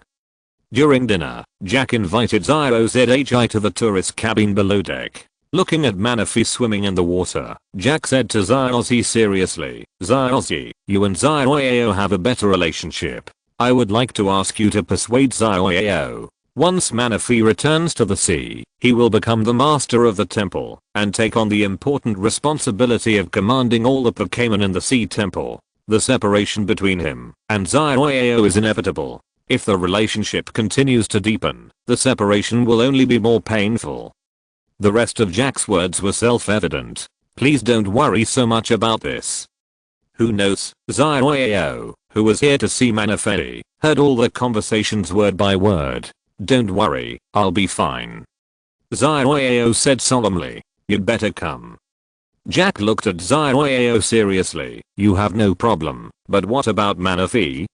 I hope you'll think about it too. It's destined to be impossible to be with you. What do you do? Do you want to do when we are together and apart? Zioyao looked at Manaphy who kept waving at him outside the window and suddenly showed a sad expression. I'm sorry, Zioyao's choice is to alienate Manaphy from now on. She bit her lip, turned around and ran out. Stay here. Zyozzy grabbed Zioyao, then looked at Jack with a cruel expression. You are right, but I refuse. ZIOZHI. Now is not the time to get emotional. Jack said seriously, do you want Manaphy and Zioyao to feel more pain when they break up? He was a little unconvinced. Is it subjective? Zioyao, Manaphy needs your answer. Don't let him down. That's what we should do. Do you understand what we need to do? You're talking nonsense. Manaphy is the Prince of Kanghae. Do you know how heavy the burden on his shoulders is? I can't always follow Zioyao, you know. Don't you understand? The noise here also alerted other people in the cabin, and Zarshian and others came over in confusion. What's wrong? Why did the fight start? Zarshian asked doubtfully. I don't understand. Zyozzy looked directly at Jack. Brother Kai, tell me, is there an inseparable bond between humans and Pokémon? Zyozzy asked. Hearing this, Zarshian was stunned, thought for a moment, and then slowly said, there must be a bond between humans and Pokémon. As trainers, one of our goals is to help Pokémon grow. You gain friendship, happiness, and contact. Pokémon are friends, partners, and relatives of the trainer. It is precisely because of this inseparable bond that everything will be miraculous, Zyozzy. Zarshian looked at Zyozzy and said with a smile. Speaking of which, judging from the anime, although it is undeniable that there is some darkness in the world of Pokémon, the most important thing is the harmonious existence between humans and Pokémon. You don't need to waste words on me. You're just a Pokémon ranger and don't understand the matters between trainers at all. In short, I won't agree with your decision. Zyozzy said lightly. You. Damn it. Facing the indifferent Zyozzy, Jack suddenly had no idea and could only walk away angrily. Zyozzy, he's also doing it for Manaphy. Why does he object so much? Although Zyozzy was happy with Zyozzy's decision, he was still very confused. Look at him. Zyozzy brought Zyozzy towards the observation window and said, Manaphy is very happy to see you. It seems that she regards you as her mother and the person closest to her. Is that so? Zyozzy's words penetrated Zyozzy's heart. Of course I can't let him go. Zyozzy's voice was filled with tears. But what if I can't let him go? He will eventually leave me. Chapter 250 Pirate Group Attacks. Other Forces. That's why we have to do everything we can to make sure that doesn't happen. Zyozzy's voice was very gentle, but very solemn. I once personally released the Pokémon, Bad Butterfly, Fiery Monkey, Big Eagle, and Chenglang. I've never told you before. They, like Pikachu, are family members that have special meaning to me. How do I feel? I was just like you now. Manaphy isn't just a Pokémon to you, it's also your family. Does it treat you like a mother and can't bear to let it go? Zyozzy, what about your Pokémon? I will find them. I firmly believe that they will come back to me. Zyozzy lowered his head, but his voice was full of determination and longing. Then Zyozzy, you can't give up. You have to believe that there must be some way that will allow you and Manaphy to not be separated. That way must exist. How difficult it is, I will do it. I will accompany you to achieve it. Zyozzy. Then, Wiggiloo. At this moment, Zyozzy's stomach suddenly rumbled. Zyozzy, who had just made a bold statement, was defeated by Zyozzy's stomach growling. It seems that dinner is ready. Let's eat first. I'm a little hungry too, maybe. Okay. Zyozzy's mouth twitched, and he looked at his unsatisfactory belly now. A critical moment. A critical moment. For the first time, Zyozzy hated his enthusiastic physique. The next night, everyone anchored on a small island, facing Zyozzy, who was still talking and laughing with Manaphy and going his own way. Although Jack was angry, there was nothing he could do. Speaking of which, there will be a total lunar eclipse soon, right? Zarshian asked. Kay nodded, then looked at the star map on the ship's computer and said, can we really see the sea temple? It depends on luck and Manaphy's mood. Don't force anything. Oops. At this moment, a strong wind suddenly blew on the sea. Zyozzy's red scarf was immediately blown away by the wind and fell into the sea far away. Ah, what a pity. Zyozzy suddenly felt distressed. The scarf had been with her for a long time. Seeing this, Manaphy dove into the sea, obviously wanting to help Zyozzy get the scarf back. Manaphy. Zyozzy was stunned. He probably wants to help you get your scarf back. The little guy likes you very much. Subajan said with a smile as he watched. Meanwhile, in the waters near the island. Haha, Manaphy. Manaphy is mine. Come to the surface quickly. This time, we must catch Manaphy.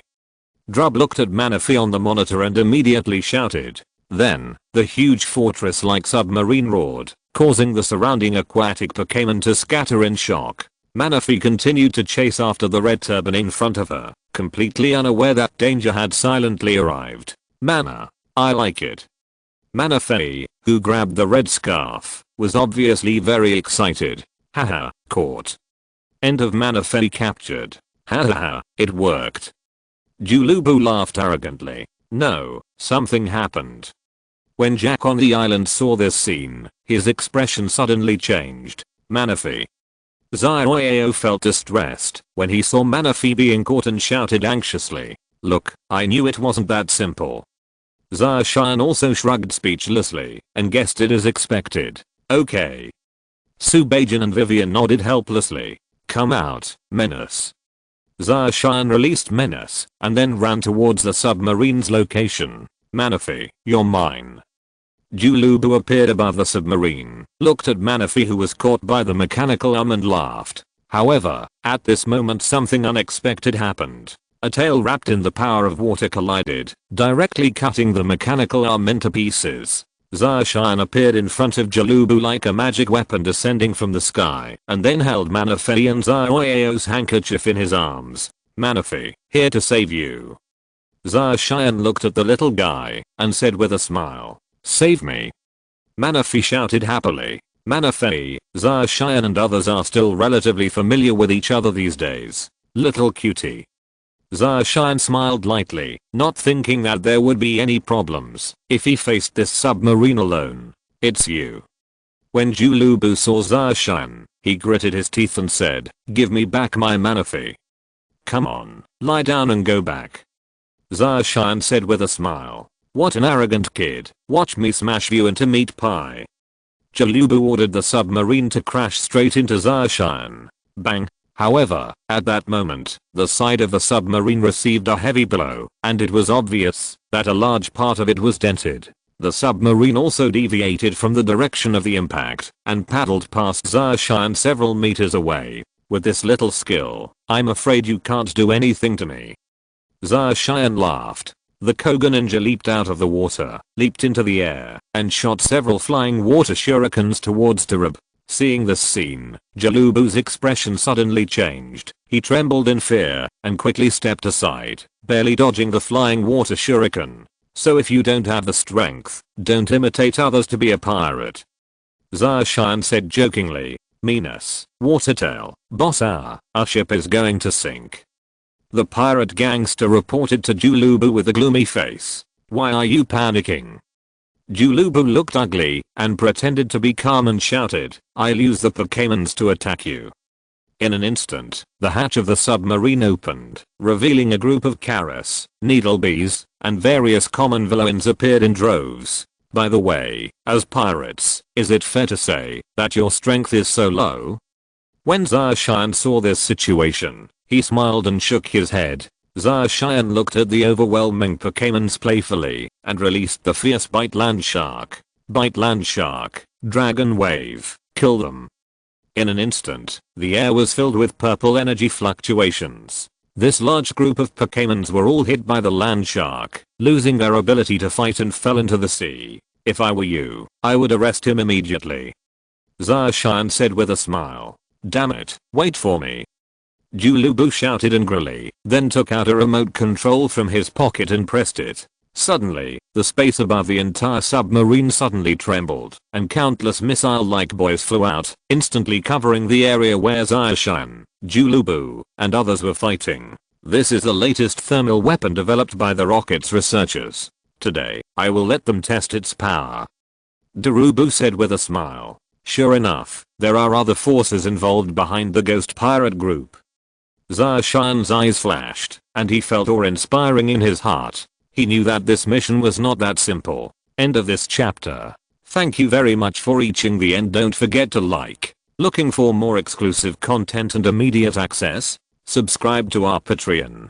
Remember, every like, subscription, or donation encourages us to continue. Thanks to everyone. See you in the next video.